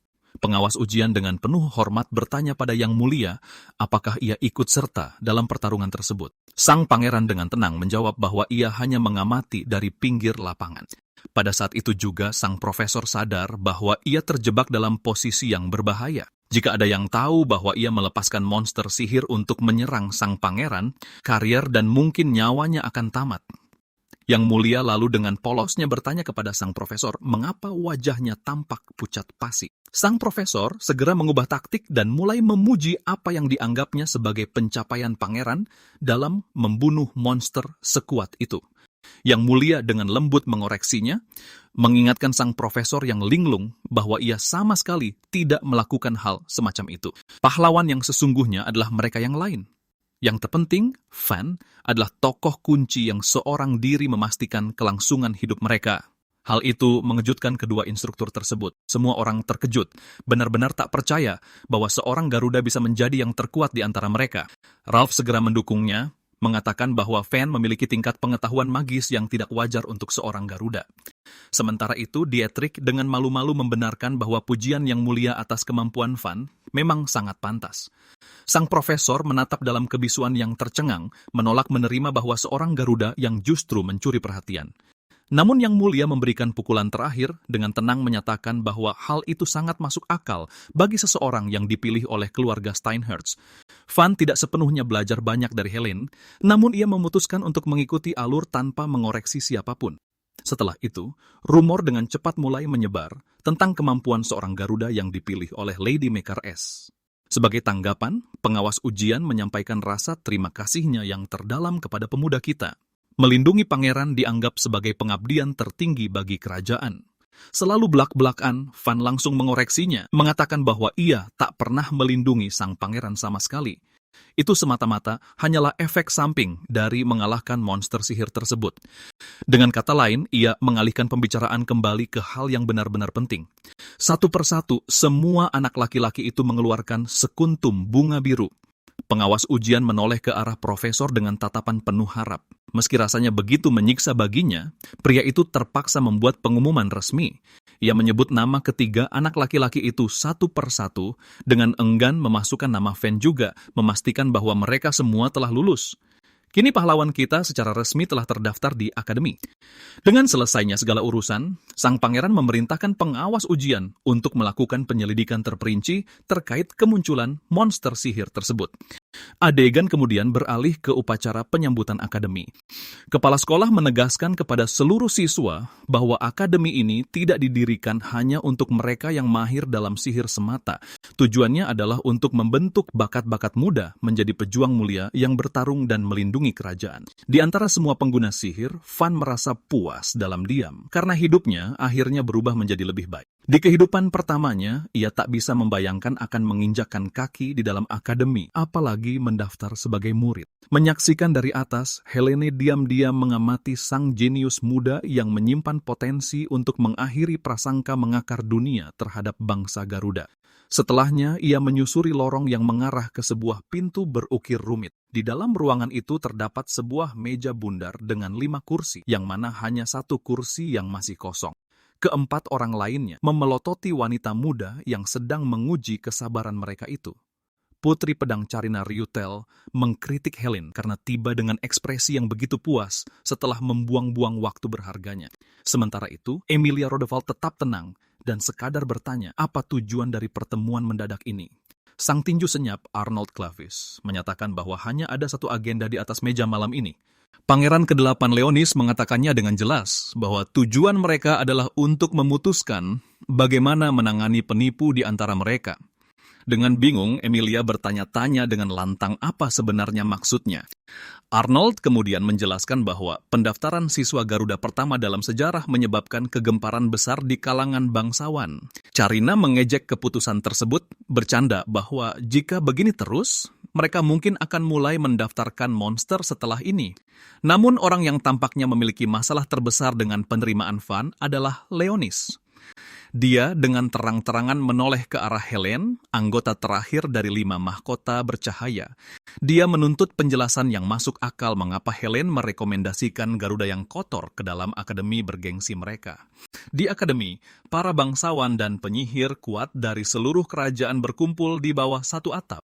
Bahkan di antara kaum elit seperti mereka, pertengkaran dan perselisihan sering terjadi karena harga diri. Untuk mengatasi konflik ini, 5 siswa yang dikenal sebagai 5 mahkota bercahaya memiliki otoritas kedisiplinan atas akademi. Leonis menuntut penjelasan mengapa seseorang dengan status seperti Helen mau membuat keputusan bodoh seperti itu. Tanpa ragu, Helene menjawab bahwa dia menyaksikan sendiri kekuatan Van dan mengakui bakatnya. Namun, sang putri pedang kesulitan untuk menempatkan kata kuat dan Garuda dalam kalimat yang sama. Dia menolak percaya bahwa orang-orang yang dikutuk sejak lahir bisa menjadi apapun selain lemah dan tidak berguna dalam pertarungan. Bahkan Emilia yang tenang dan terkendali pun setuju bahwa hal itu tidak masuk akal. Ras yang tidak memiliki sihir sama sekali tidak bisa bertahan dalam pertarungan. Leonis dengan nada merendahkan berkomentar bahwa sepertinya Helena tidak memiliki akal sehat dasar semacam itu. Helena merasa kesal saat dia menyebutkan akal sehat. Dia mengatakan akal sehat hanyalah alasan untuk menghentikan orang berpikir dan memaksakan keyakinan bodoh pada orang lain. Leonis mulai mendidih karena marah, tidak bisa menerima seorang wanita merendahkan otoritasnya. Pada saat itu, Arnold dengan tenang menyarankan solusi praktis. Mereka bisa langsung menguji apakah Van benar-benar memiliki kemampuan seperti yang diklaim Helen.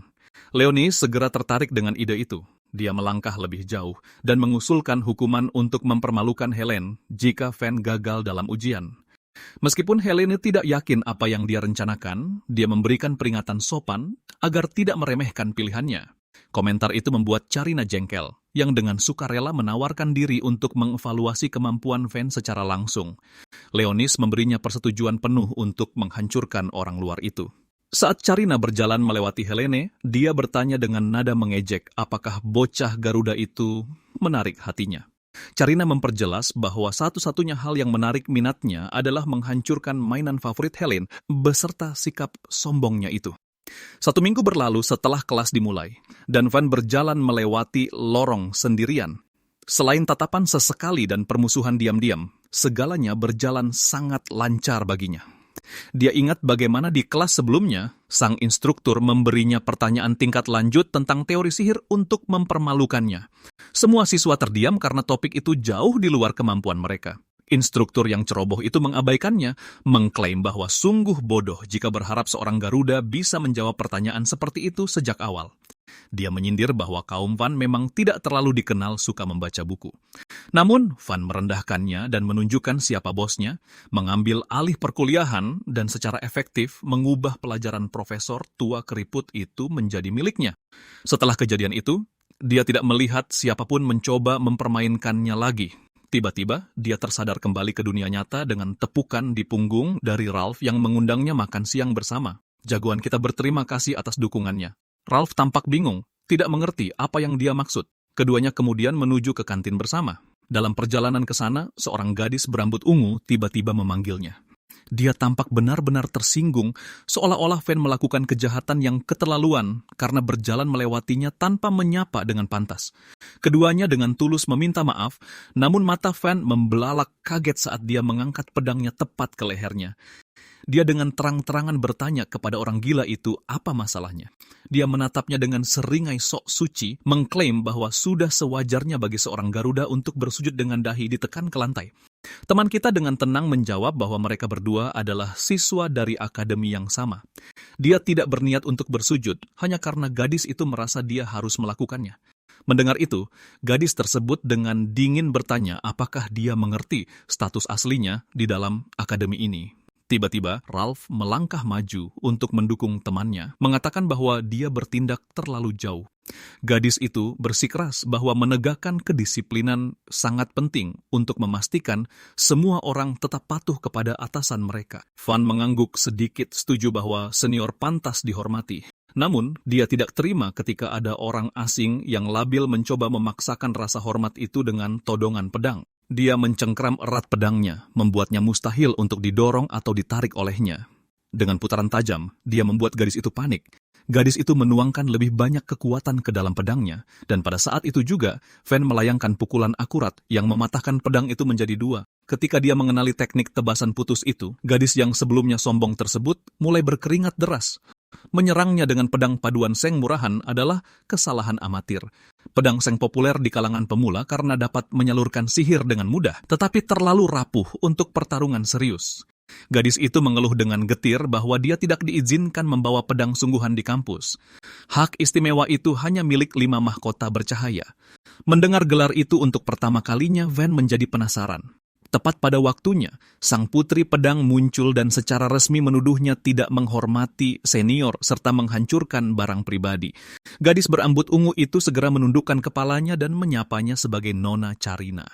Namanya saja sudah memicu reaksi tajam dalam ingatan pahlawan kita.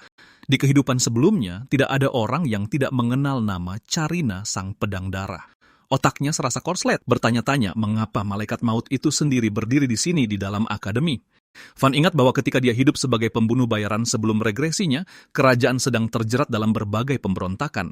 Di antara mereka ada faksi pemurnian kejam yang dikenal sebagai cincin pemusnahan putih, dan satu nama yang paling dia ingat dari kelompok itu adalah Nona Carina. Dia mengingatnya sebagai ujung darah, sosok menakutkan yang telah membantai pahlawan yang tak terhitung jumlahnya. Untuk memusnahkan cincin pemusnahan putih, kerajaan harus melakukan pengorbanan besar. Semua kekacauan itu pada akhirnya memicu konflik dahsyat lainnya, yaitu perang perebutan takhta. Jagoan kita hanya pernah melihat Carina sekali di medan perang, tapi satu pertemuan itu sudah cukup untuk mengukir sosoknya secara permanen di ingatannya. Karena itu, dia tidak bisa mengerti apa yang sedang dilakukan oleh salah satu musuh besar masa depan kerajaan di sini, berdiri di dalam akademi bergengsinya sendiri. Saat Van tenggelam dalam pikirannya, Carina menyadari tatapannya dan menambahkannya ke dalam daftar pelanggarannya. Dia menyebut perilakunya tidak sopan, menunjukkan bagaimana dia terang-terangan melotot pada seorang senior. Jagoan kita segera meminta maaf, tapi di saat yang sama mengejek ide itu dengan santai mengatakan bahwa dia tidak menganggapnya sebagai seseorang yang berada di atasnya. Anak bangsawan itu mencoba menghentikan Van untuk terus memprovokasinya, berulang kali memperingatkannya tentang siapa Carina sebenarnya. Dia menjelaskan bahwa gadis itu adalah salah satu dari 5 bercahaya. Ketika jagoan kita bertingkah tidak tahu apa-apa, Ralph turun tangan dan mengklarifikasi bahwa 5 bercahaya adalah 5 elit teratas di akademi, individu yang kemampuannya berada di level yang sama sekali berbeda. Dia memperkenalkan Carina sebagai anak ajaib yang masuk akademi pada usia 13 tahun. Mendengar ini, Van menyusun semuanya dan menyadari bahwa Carina pasti awalnya adalah putri dari bangsawan tinggi. Fakta bahwa dia tidak pernah mengetahui hal ini di kehidupan sebelumnya berarti latar belakangnya pasti telah ditutupi setelah dia berubah menjadi pemberontak. Dia tidak pernah membayangkan bahwa dia akan bertemu dengannya di sini pada fase hidupnya yang ini. Pikiran itu membawanya ke sesuatu yang bahkan lebih gelap. Van mulai bertanya-tanya apakah ini mungkin kesempatannya untuk menyingkirkannya sebelum semuanya menjadi di luar kendali. Jika dia menghabisinya sekarang, dia berpotensi bisa menghapus akar pemberontakan di masa depan. Dan jika pemberontakan itu tidak pernah terjadi, maka perang suksesi mungkin tidak akan pernah terjadi juga, yang berarti Heinz mungkin tidak akan pernah naik takhta. Saat pemuda itu tetap tenggelam dalam pikirannya, Carina menyadarinya sekali lagi. Dia memperingatkannya bahwa dia secara resmi diizinkan untuk membawa pedang asli, lalu beralih ke kuda-kuda yang begitu halus dan mematikan sehingga terasa mampu membunuh seseorang dalam sekejap tanpa memperlihatkan gerakan serangannya. Ralph dengan mendesak menyuruh jagoan kita untuk meminta maaf sebelum dia mempertaruhkan nyawanya. Tetapi Van dengan tenang menjawab bahwa dia ingin memastikan sesuatu terlebih dahulu dan menyuruhnya mundur.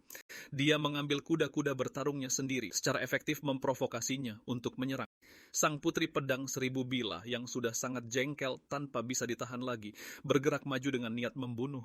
Serangannya datang dengan kecepatan yang tidak bisa diikuti oleh mata telanjang, namun Van nyaris menghindarinya, hanya menerima sedikit goresan alih-alih pukulan Van. Carina dengan cepat menyatakan bahwa dia menghentikan hukuman untuk saat ini, bersikeras bahwa dia akan melanjutkannya di lain waktu, dan kemudian meninggalkan area tersebut bersama gadis berambut ungu. Saat mereka tiba di tempat terpencil, jauh dari pengawasan siapapun, gadis berambut ungu itu bertanya mengapa dia membiarkan anak itu pergi. Sang putri pedang 1000 bilah menahan rasa sakit sejenak, mempertahankan ketenangannya, lalu merebahkan diri ke tanah dan menjawab bahwa bukan dia yang membiarkannya pergi. Dia menegaskan bahwa kejadian ini tidak boleh terdengar oleh telinga siapapun, sambil mengungkapkan cedera yang dideritanya dari pertemuan dengan anak itu. Dia kemudian ingat bahwa dia pernah melihat ini sebelumnya di buku seni bela diri tua, dan itu dikenal sebagai titik inti jantung. Ini adalah titik vital yang menargetkan saraf, sehingga korban menjadi lumpuh dan tidak bisa berjalan dengan baik setelahnya. Gadis berambut ungu itu lalu bertanya, apakah hasilnya seri tetapi Carina tetap diam? Di dalam hati, dia yakin bukan itu yang sebenarnya terjadi. Apa yang sebenarnya terjadi adalah selama pertarungan, dia mengincar lehernya. Namun, Van berhasil menyelinap mendekatinya dan tanpa ampun menargetkan titik lemahnya. Dia mencoba mundur sebagai upaya untuk menghindar, tetapi karena itu, dia meleset dari sasarannya. Jagoan kita lalu menerjang dan memukul titik vitalnya dengan akurasi yang mematikan. Carina makin terguncang karena ini adalah gerakan yang sama persis dengan yang diajarkan di perguruan pedang ternama dan bertanya-tanya dari mana Van mempelajarinya. NPC berambut ungu itu mencoba mencari pembenaran dan menyatakan bahwa itu sama sekali bukan hasil seri. Dia melanjutkan bahwa Carina adalah pemenangnya karena dialah yang terakhir bertahan. Sang putri pedang berpura-pura setuju dengannya, tetapi jauh di lubuk hatinya, dia tahu kebenarannya. Titik vital yang satu ini sebenarnya tidak membunuh, melainkan memberi rasa sakit yang luar biasa. Jadi gerakan ini dilakukan dengan sengaja. Jika ini adalah situasi hidup atau mati, dia yakin dirinya sudah mendapat tiket kelas ekonomi langsung menuju akhirat. Menepis pikiran itu, dia bangkit dan mengatakan bahwa dia bersikap ceroboh.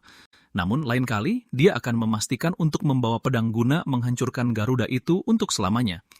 Kembali ke pahlawan kita, Ralph bertanya apa sebenarnya yang ingin dia pastikan waktu itu.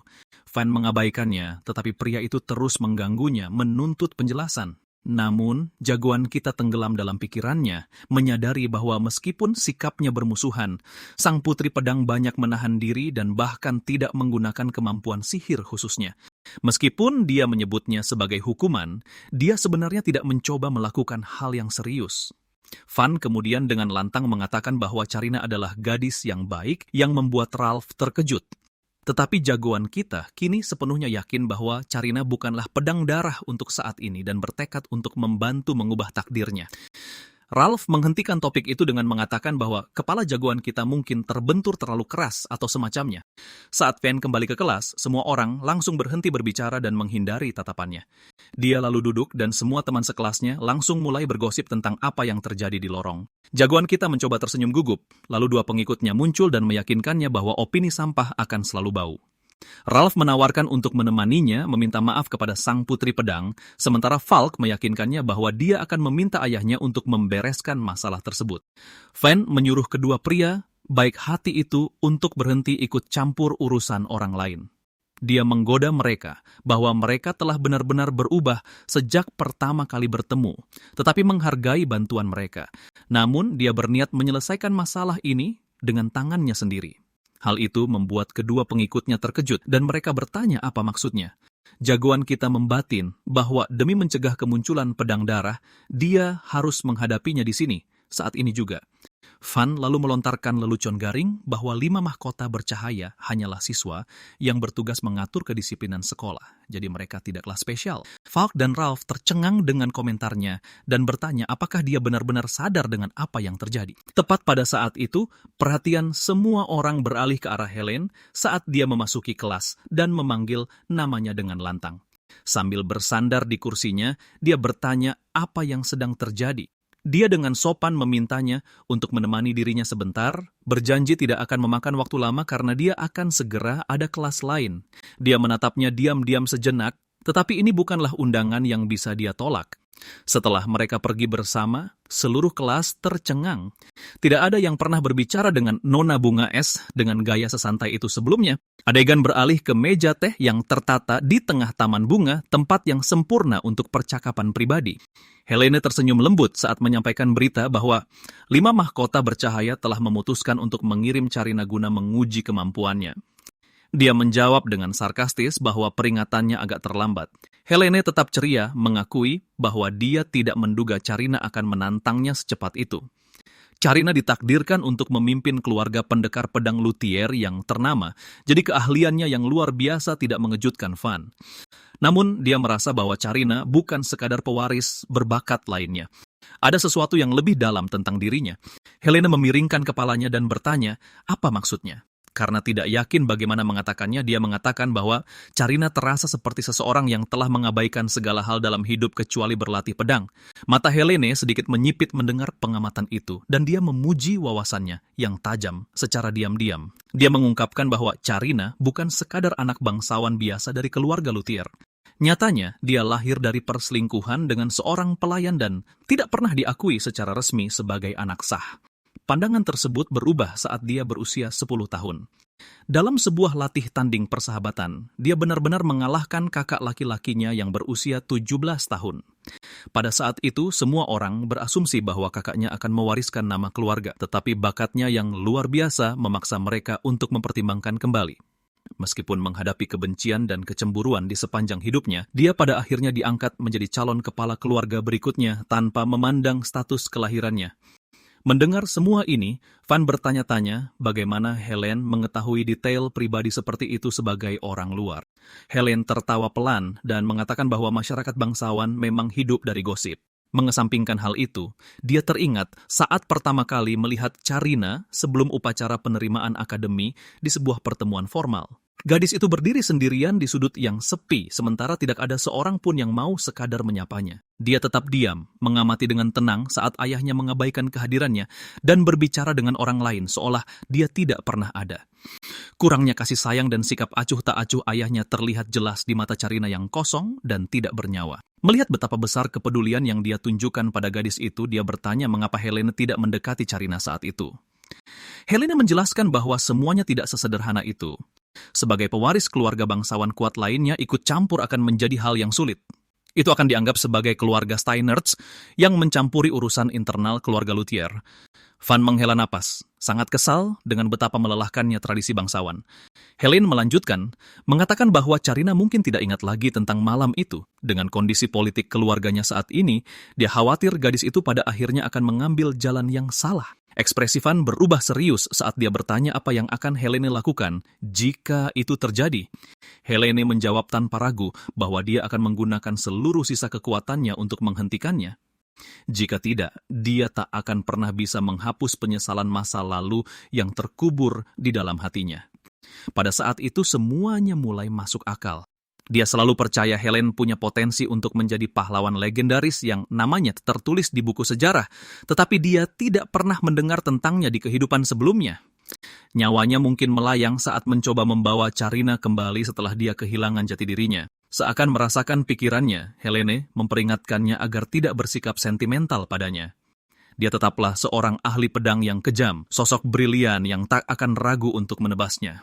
Jagoan kita dengan percaya diri menjawab bahwa dia sangat memahaminya dan percakapan ini justru makin memotivasinya. Dia menatap langsung ke matanya dan bersumpah akan menghapus penyesalannya. Di kehidupan sebelumnya, Carina tidak terhentikan, tetapi kali ini dia punya kesempatan untuk menghentikan ancaman tersebut langsung dari sumbernya. Terkejut dengan tekadnya, Helene mengakui bahwa dia merasa sedikit lega mendengar kata-kata itu. Dia berharap Van bersedia membantunya. Meski begitu, kata-kata saja tidak ada artinya. Dia bertanya apakah Van benar-benar tahu metode untuk menangkis penguasaan pedang Carina yang tak terkalahkan. Van meyakinkan bahwa dia tahu dan dengan santai mengajaknya bertemu sepulang sekolah agar dia bisa mendemonstrasikannya. Sore harinya, Ralph dan Falk menuju ke hutan untuk mencarinya. Falk merasa tidak nyaman karena mengikuti teman mereka seperti ini. Sementara itu, Ralph sangat curiga kemana dia menghilang tanpa pamit. Mustahil untuk tidak penasaran setelah melihatnya menyelinap ke hutan berdua saja dengan sang putri es. Falk mencoba menepisnya dan mengalihkan pembicaraan. Saat itulah mereka melihat jagoan kita berdiri di tengah badai es yang membekukan. Di depannya, Helene sama sekali tidak menahan diri. Badai tetesan es dan tombak es tajam menghujaninya tanpa ampun. Saat dia mendengar suara panik mereka, dia berbalik. Sang putri es yang kejam tidak mengenal kata jeda waktu. Dia menghukumnya karena mengalihkan pandangan dari lawan di tengah pertarungan, melepaskan 1000 duri dari taman es. Tanaman rambat raksasa dari es tebal menerjang ke arah mereka bertiga. Ralph dan Falk menyesali pilihan hidup mereka. Pada saat itu, Van melepaskan satu serangan dengan fokus sempurna, menghancurkan seluruh serangan itu dalam satu pukulan bersih. Dia berbalik dengan senyum nakal di wajahnya, mengatakan bahwa mereka datang di saat yang tepat. Dia mengajak mereka untuk bergabung dengan pihak Helene dan menyerangnya, menyombongkan diri bahwa dia kesulitan menemukan tantangan nyata di sini. Simon masuk dan menyapa Carina. Suasana hati Carina sedang tidak bagus hari ini. Jadi dia langsung bertanya apakah Yang Mulia membutuhkan sesuatu. Simon menjawab bahwa dia tidak ingin mendesaknya, tapi dia penasaran dengan rencananya untuk menghadapi si Garuda di duel nanti. Carina sedikit menunduk dan memberitahu Simon bahwa itu akan segera terjadi karena barang yang dia minta dari keluarganya akhirnya tiba. Mendengar itu, kilatan nakal terpancar di mata Simon saat dia melihat Anastasia masuk sambil tertatih-tatih membawa peti mati yang sangat berat. Anastasia bertanya kepada Carina, kemana peti itu harus dibawa? Carina dengan tenang menyuruhnya untuk membawanya ke kamarnya dan menanganinya dengan sangat hati-hati. Simon hampir tidak percaya dengan apa yang dilihatnya. Sesuatu yang sangat kuno, artefak yang luar biasa, dan sesuatu yang begitu kuat berada tepat di depannya. Carina lalu bertanya kepada Simon, apakah itu sudah cukup untuk tugas ke depannya dan apakah tidak terlalu berlebihan hanya untuk membunuh Garuda seperti dia? Namun Simon jelas ingin acara tersebut menjadi sebuah tontonan yang meriah daripada sekadar sesuatu yang sepi dan sederhana. Dia berkomentar kepada Carina bahwa orang sepertinya adalah pedang terhunus dalam wujud manusia, seseorang yang kekuatan dan keahliannya pantas mendapatkan panggung yang layak. Bagi orang sepertinya, tidak ada panggung yang lebih cocok dari saat ini untuk menunjukkan kepada semua orang kehebatan yang dimilikinya.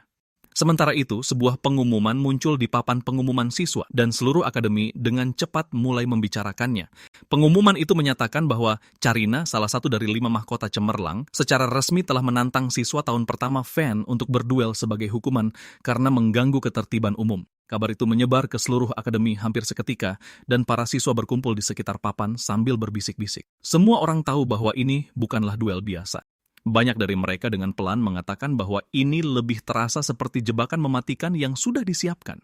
Pertarungan akan berlangsung di tempat latihan utama Akademi Kerajaan, yang biasa disebut oleh para siswa sebagai arena cincin kapur. Arena ini bukan sekadar tempat latihan biasa.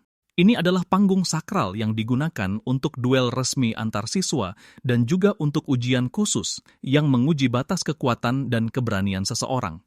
Karena reputasi itu, arena ini memiliki arti penting di dalam akademi. Saat hari duel akhirnya tiba, suasana terasa tegang dan gelisah. Para siswa berkumpul dari setiap sudut akademi, memenuhi tribun dengan suara keras dan tatapan penasaran. Di tengah arena, Van dengan tenang meregangkan anggota tubuhnya sambil menunggu duel dimulai.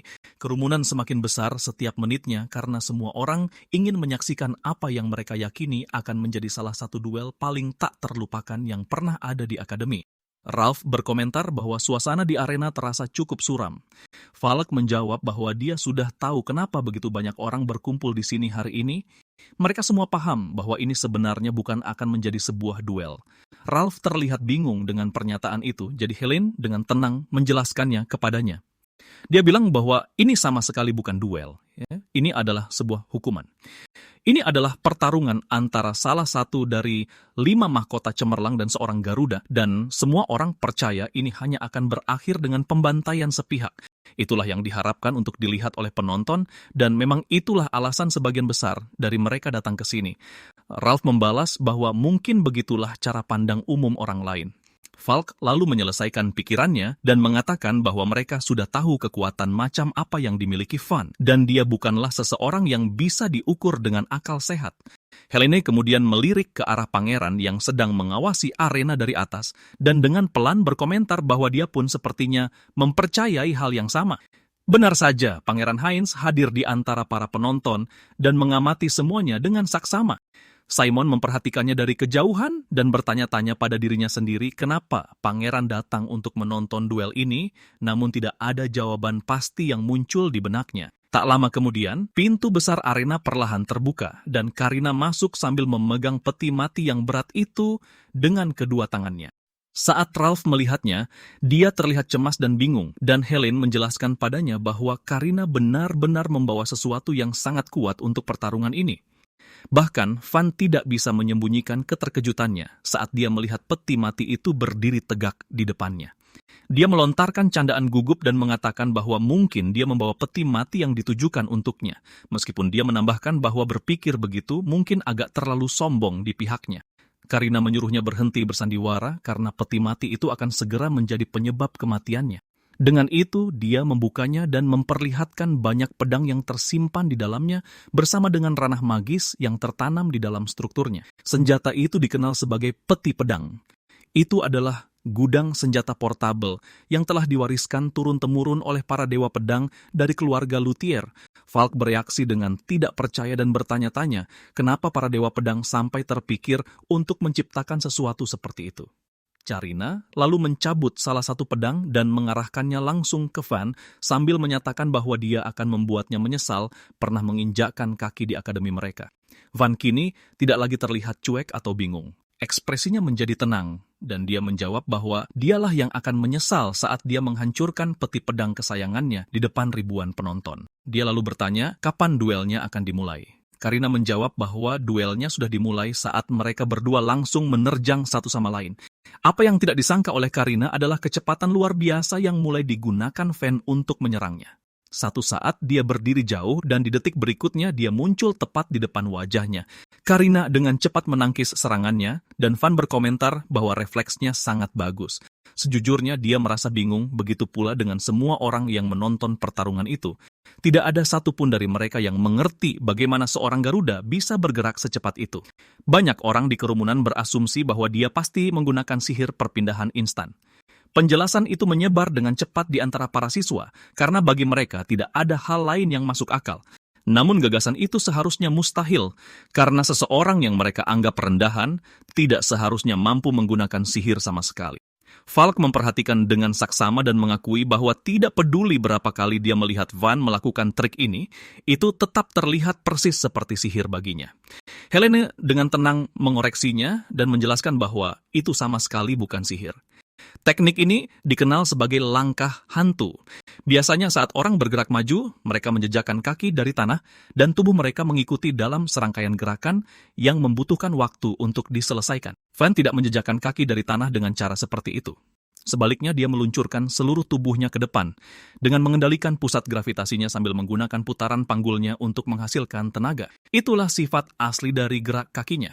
Karena gerakan itu, dia tampak meluncur ke depan seolah-olah ada pegas yang kuat tersembunyi di dalam kakinya. Bahkan setelah mendengar penjelasan tersebut, anak-anak itu masih kesulitan untuk memahami bagaimana cara kerjanya.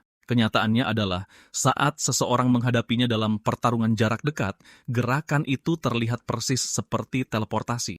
Saat Helene pertama kali menyaksikan teknik ini di hutan Garuda, dia juga mengira dia baru saja melihat sihir. Falk merasa antusias setelah menyadari keuntungan ini, karena itu berarti Van seharusnya mendominasi dalam jarak dekat, di mana pedang panjang tidak bisa diayunkan dengan benar. Namun, pertarungan itu mengambil arah yang tidak terduga. Carina tiba-tiba menerjang ke depan dengan pedangnya berkali-kali, memaksa Van mundur saat dia menerima sayatan kecil di lengannya. Carina sudah menyadari bahwa dia ingin tetap berada dalam jarak dekat untuk menghindari jangkauan penuh bilah pedangnya. Apa yang tidak diantisipasi Van adalah bahwa pedang panjang memiliki bagian yang tidak ditajamkan di dekat gagangnya yang dikenal sebagai ricasso. Melalui teknik yang disebut half swording, seorang petarung dapat mencengkeram ricasso dengan satu tangan dan mengendalikan pedang bahkan dari jarak dekat. Ralph ingat pernah mendengar tentang teknik ini yang digunakan di medan perang, namun dia tidak pernah menyangka bahwa itu adalah sesuatu yang akan dilatih oleh seorang wanita bangsawan. Falk juga mulai mengerti bahwa rumor yang menyebut Carina sebagai dewa pedang berikutnya mungkin bukanlah pujian kosong, melainkan sekilas tentang takdir aslinya. Helene terus mengamati pertarungan itu dengan perhatian yang tajam. Di dalam benaknya, keputusan ini masih terasa seperti langkah yang berbahaya saat menghadapi orang seperti Van. Carina sekali lagi mempersempit jarak di antara mereka, dan Van membalasnya dengan pukulan cepat yang mendarat padanya dan memaksanya sedikit mundur. Dia tidak berhenti di situ dan menerjang maju sekali lagi untuk menekan serangannya. Simon menyaksikan baku hantam itu dengan ekspresi kaku dan berpikir bahwa Carina hanya menerima pukulan tanpa bereaksi dengan benar. Anastasia dengan pelan menjelaskan bahwa bagi pendekar pedang sihir, serangan yang tidak mengandung energi magis sangat sulit untuk dibaca atau dihindari. Karena Van menyerang tanpa kekuatan sihir sama sekali, serangannya tampak benar-benar tidak dapat diprediksi oleh mereka. Namun Carina tidak tampak khawatir sama sekali. Dia malah menikmati pertukaran serangan itu karena pelindung magis menyelimuti tubuhnya. Dia yakin bahwa serangan fisik biasa tidak akan bisa menembus pertahanan itu kecuali entah bagaimana Van menggunakan sihir. Tiba-tiba, dengingan tajam meledak di dalam telinganya seolah-olah gendang telinganya pecah dan gelombang sensasi merah membanjiri tubuhnya. Terkejut dan goyah, dia bertanya kepada Van apa yang telah dia lakukan padanya, dan Van menjawab dengan senyum nakal dan menyarankan bahwa mungkin konsentrasi sihirnya hanya ceroboh karena tempat asalnya, dan jawabannya ini hanya semakin menyulut kemarahan Carina. Selanjutnya, Van menjelaskan bahwa teknik yang dia gunakan sebelumnya disebut telapak udara. Teknik ini bekerja dengan menggunakan tekanan angin yang dilepaskan dari serangan telapak tangan. Kekuatan udara terkompresi itu merambat sebagai gelombang kejut yang menyerang langsung ke saluran semisirkular di telinga bagian dalam. Penjelasan itu menyebar ke seluruh arena, sementara orang-orang menahan napas dan menyaksikan pemandangan luar biasa yang terjadi di depan mereka. Nona Carina, sang putri pedang yang angkuh, benar-benar didesak mundur. Simon menjadi kaku saat melihatnya mundur, dan rasa frustrasi muncul di dalam dirinya karena baginya, itu terlihat seolah-olah seorang bangsawan tampak lemah di depan semua orang. Carina masih berjuang melawan dengingan menyakitkan di kepalanya saat Van dengan tenang bertanya apakah mereka sebaiknya mengakhiri duelnya di sini saja. Tepat setelah mengatakan itu, dia melompat ke arahnya lagi untuk menyelesaikan pertarungan. Namun, Carina perlahan mengangkat kepalanya dan senyum sinis mengembang di wajahnya. Pada saat itu, semua orang menyadari ada sesuatu yang tidak beres. Mundur sama sekali bukanlah sebuah kelemahan. Itu adalah bagian dari rencananya. Dia tiba-tiba menghantamkan pedangnya ke tanah dan gelombang kekuatan dahsyat meledak keluar. Gelombang kejut merambat melalui lantai arena, menyebarkan debu dan pecahan batu kemana-mana. Para penonton melihat sekeliling dengan panik, sementara Van bersiap dan mempelajari serangan tersebut. Dari apa yang bisa dilihatnya, dia hanya mengayunkan pedangnya dengan mana yang mengalir di dalamnya. Bahkan tanpa serangan langsung, gelombang kekuatannya saja sudah mengguncang tubuhnya hingga ke tulang. Carina lalu menjelaskan bahwa inilah alasan mengapa generasi ahli pedang mengabdikan diri untuk menguasai Heavenfall Blade. Van juga menyadari kelemahan dari teknik tersebut karena pedang itu sendiri kesulitan menahan beban dari kekuatan besar yang mengalir di dalamnya. Simon akhirnya bisa tersenyum lagi. Dia menyimpulkan bahwa Carina jelas telah menahan diri hingga saat ini. Sekarang setelah dia menunjukkan tingkat kekuatan ini, jelas baginya bahwa Vayne tidak akan sanggup menahannya. Di benaknya, hasilnya sudah bisa dipastikan.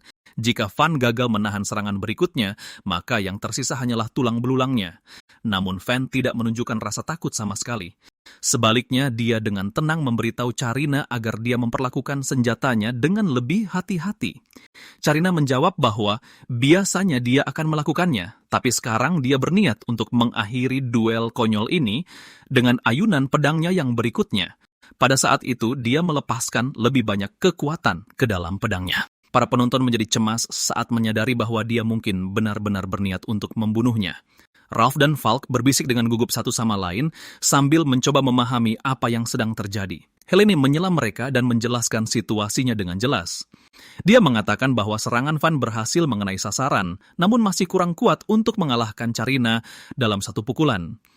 Di sisi lain, Carina memiliki Heavenfall Blade yang bisa memusnahkan Van dalam satu serangan. Ini berarti Carina sengaja membiarkan serangannya mengenai sasaran karena dia ingin menjadikan pertarungan ini sebagai sebuah pertunjukan.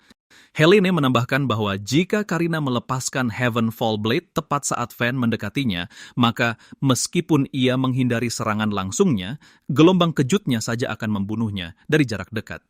Ralph dan Falk terdiam seraya bertanya-tanya apa yang akan dilakukan Van selanjutnya.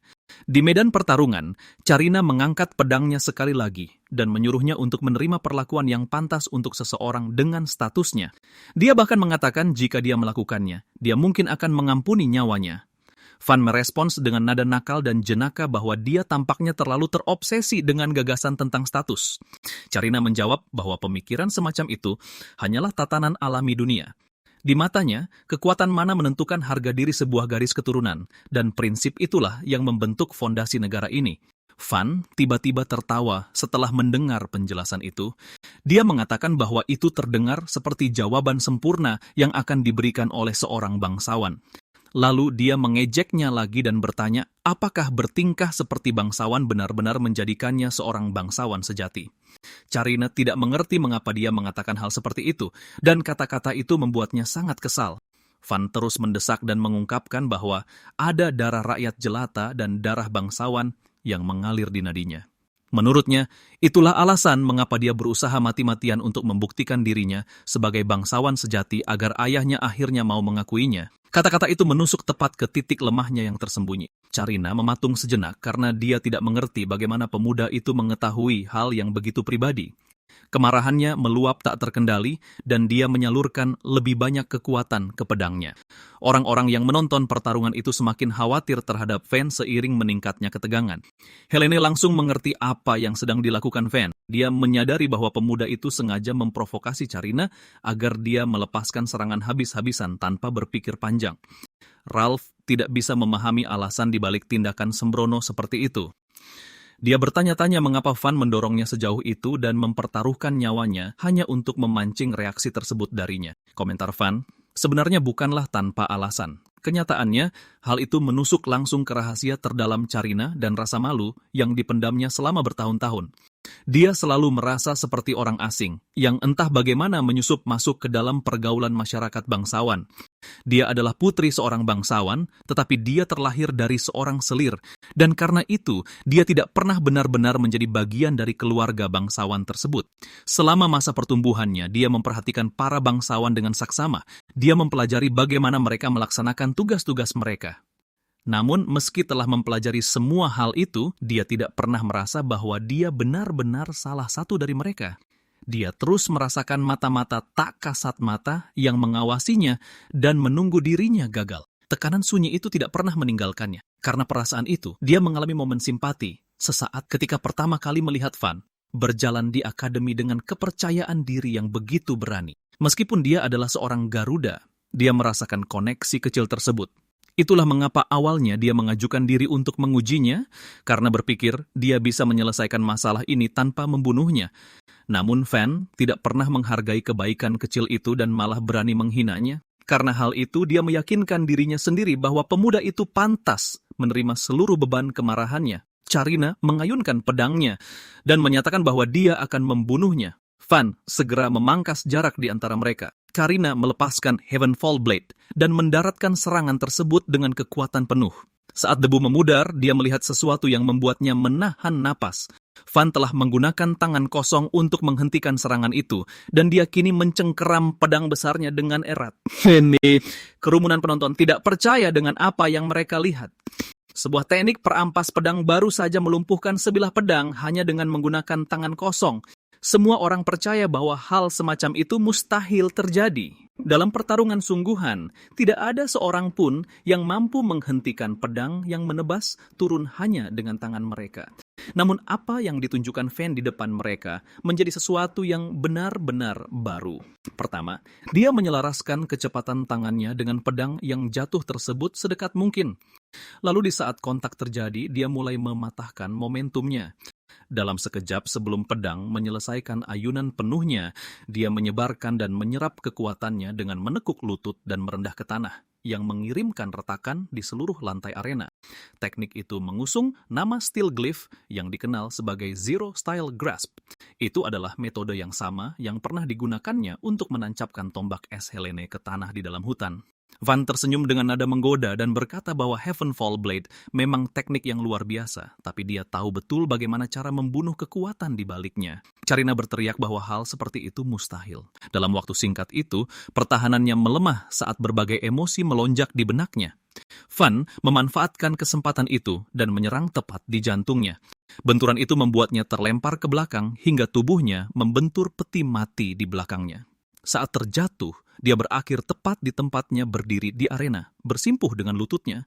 Dia sulit mempercayai apa yang baru saja terjadi. Seluruh penonton terdiam dan menahan napas seraya menatap sang putri pedang 1000 bilah yang telah dipaksa bertekuk lutut. Beberapa penonton bahkan mulai bertanya-tanya, apakah ini adalah kekuatan sejati dari kaum Garuda. Simon dan Anastasia menggertakkan gigi karena frustrasi, sementara Ralph dan Falk bersorak dalam hati dan berharap Van terus menyerang tanpa ragu. Namun, Van memiliki niat yang berbeda. Dia menunggu dengan tenang dan memberi Carina waktu untuk pulih dari keterkejutannya.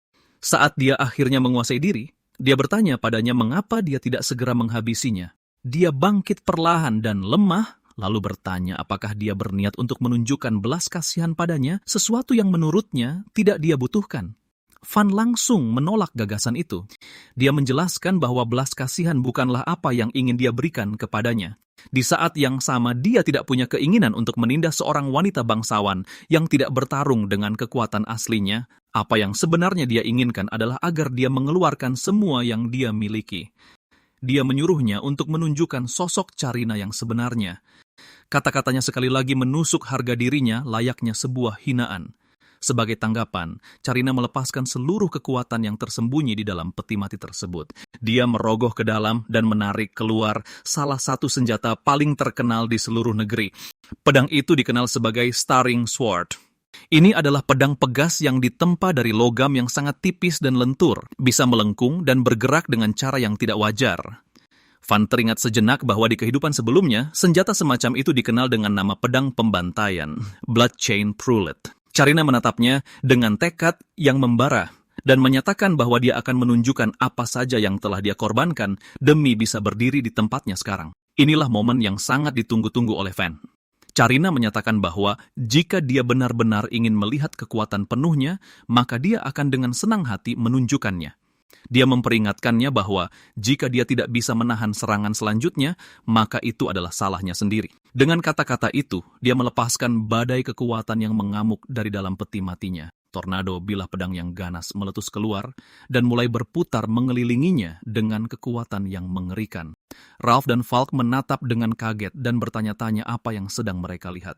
Mereka mencoba memahami apakah ini hanya bentuk lain dari ilmu berpedang, namun kenyataannya jauh lebih hebat dari itu. Helene menjelaskan kepada mereka bahwa teknik itu adalah lingkaran seni sihir tingkat nasional yang dikenal sebagai Requiem. Dia memberitahu mereka bahwa itu adalah teknik pamungkas yang hanya bisa dicapai oleh segelintir anggota dari keluarga luthier. Melalui sihir, teknik itu memperkuat kelenturan pedang dan mendorong ujung bilahnya ke depan dengan kecepatan supersonik. Van menatap tornado ganas yang terbentuk di hadapannya. Badai yang berputar itu terlihat seperti tarian tombak yang berputar tanpa henti di depan matanya. Carina menyebutkan nama serangan itu sebagai tarian tombak melingkar. Dia memberitahu Van bahwa tidak ada seorang pun yang bisa selamat jika memasuki wilayahnya. Api, petir, ataupun daging semuanya akan bernasib sama begitu bilah-bilah pedang itu mulai menari. Dia juga memperingatkan bahwa jangkauannya akan segera meluas hingga menutupi seluruh arena. Jika Van takut, maka dia bisa saja mengakui kekalahannya dan lari. Dia mengklaim bahwa dirinya cukup bermurah hati untuk membiarkannya kabur. Jika dia bersikeras untuk tetap berada di dalam arena, maka dia akan hancur, tak tersisa. Tulang belulangnya pun tidak akan tersisa. Van mendengarkannya tanpa menunjukkan rasa takut sedikit pun. Dengan tenang dia menjawab bahwa dia tidak perlu repot-repot memperluas serangannya karena dia sendirilah yang akan mendekatinya. Van lalu memejamkan matanya sejenak. Saat dia membuka matanya kembali, dia menyadari sesuatu yang baru. Tornado itu bergerak dengan sangat cepat, namun tidak sepenuhnya kasat mata.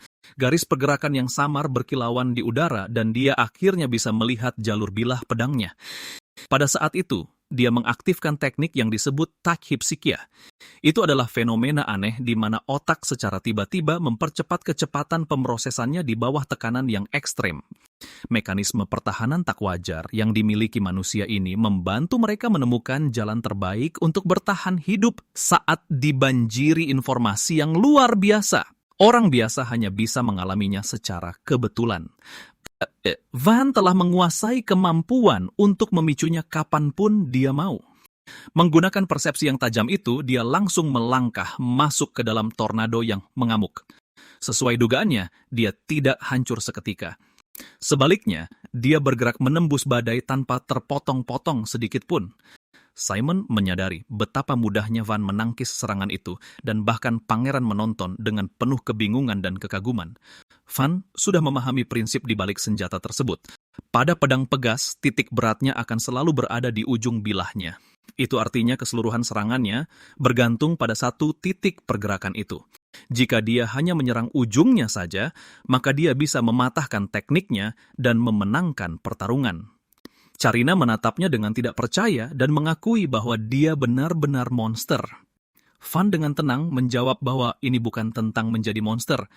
Dia hanya bekerja lebih keras daripada kebanyakan orang, sama seperti yang Carina lakukan. Carina tidak mengerti apa maksud perkataannya itu. Amarahnya mulai memuncak lagi saat Van terus berbicara. Dia memberitahunya bahwa pedang pegas memilih penggunanya sendiri. Siapapun yang kurang ahli pada akhirnya akan memotong tubuhnya sendiri dengan bilahnya. Terlahir di garis keturunan ahli pedang tidak akan pernah cukup untuk mengendalikan senjata semacam itu. Kemudian dia bertanya berapa tahun yang sudah dia habiskan untuk menguasai pedang itu. Carina sedikit membeku karena dia tidak pernah benar-benar memikirkan pertanyaan itu. Pikirannya melayang kembali ke masa lalunya yang jauh dari masa kanak-kanak. Dia ingat saat ayahnya pernah mengajarinya cara memegang pedang. Mungkin baginya itu hanya iseng belaka. Namun baginya, itu menjadi momen yang berharga karena dia akhirnya merasakan ikatan di antara mereka. Dalam waktu yang singkat itu, dia yakin dia bisa merasakan kasih sayang ayahnya. Sayangnya, momen itu tidak pernah kembali lagi. Ayahnya menjadi sibuk dengan urusan negara dan tidak punya waktu lagi untuk mengurus anak perempuan yang lahir dari seorang selir.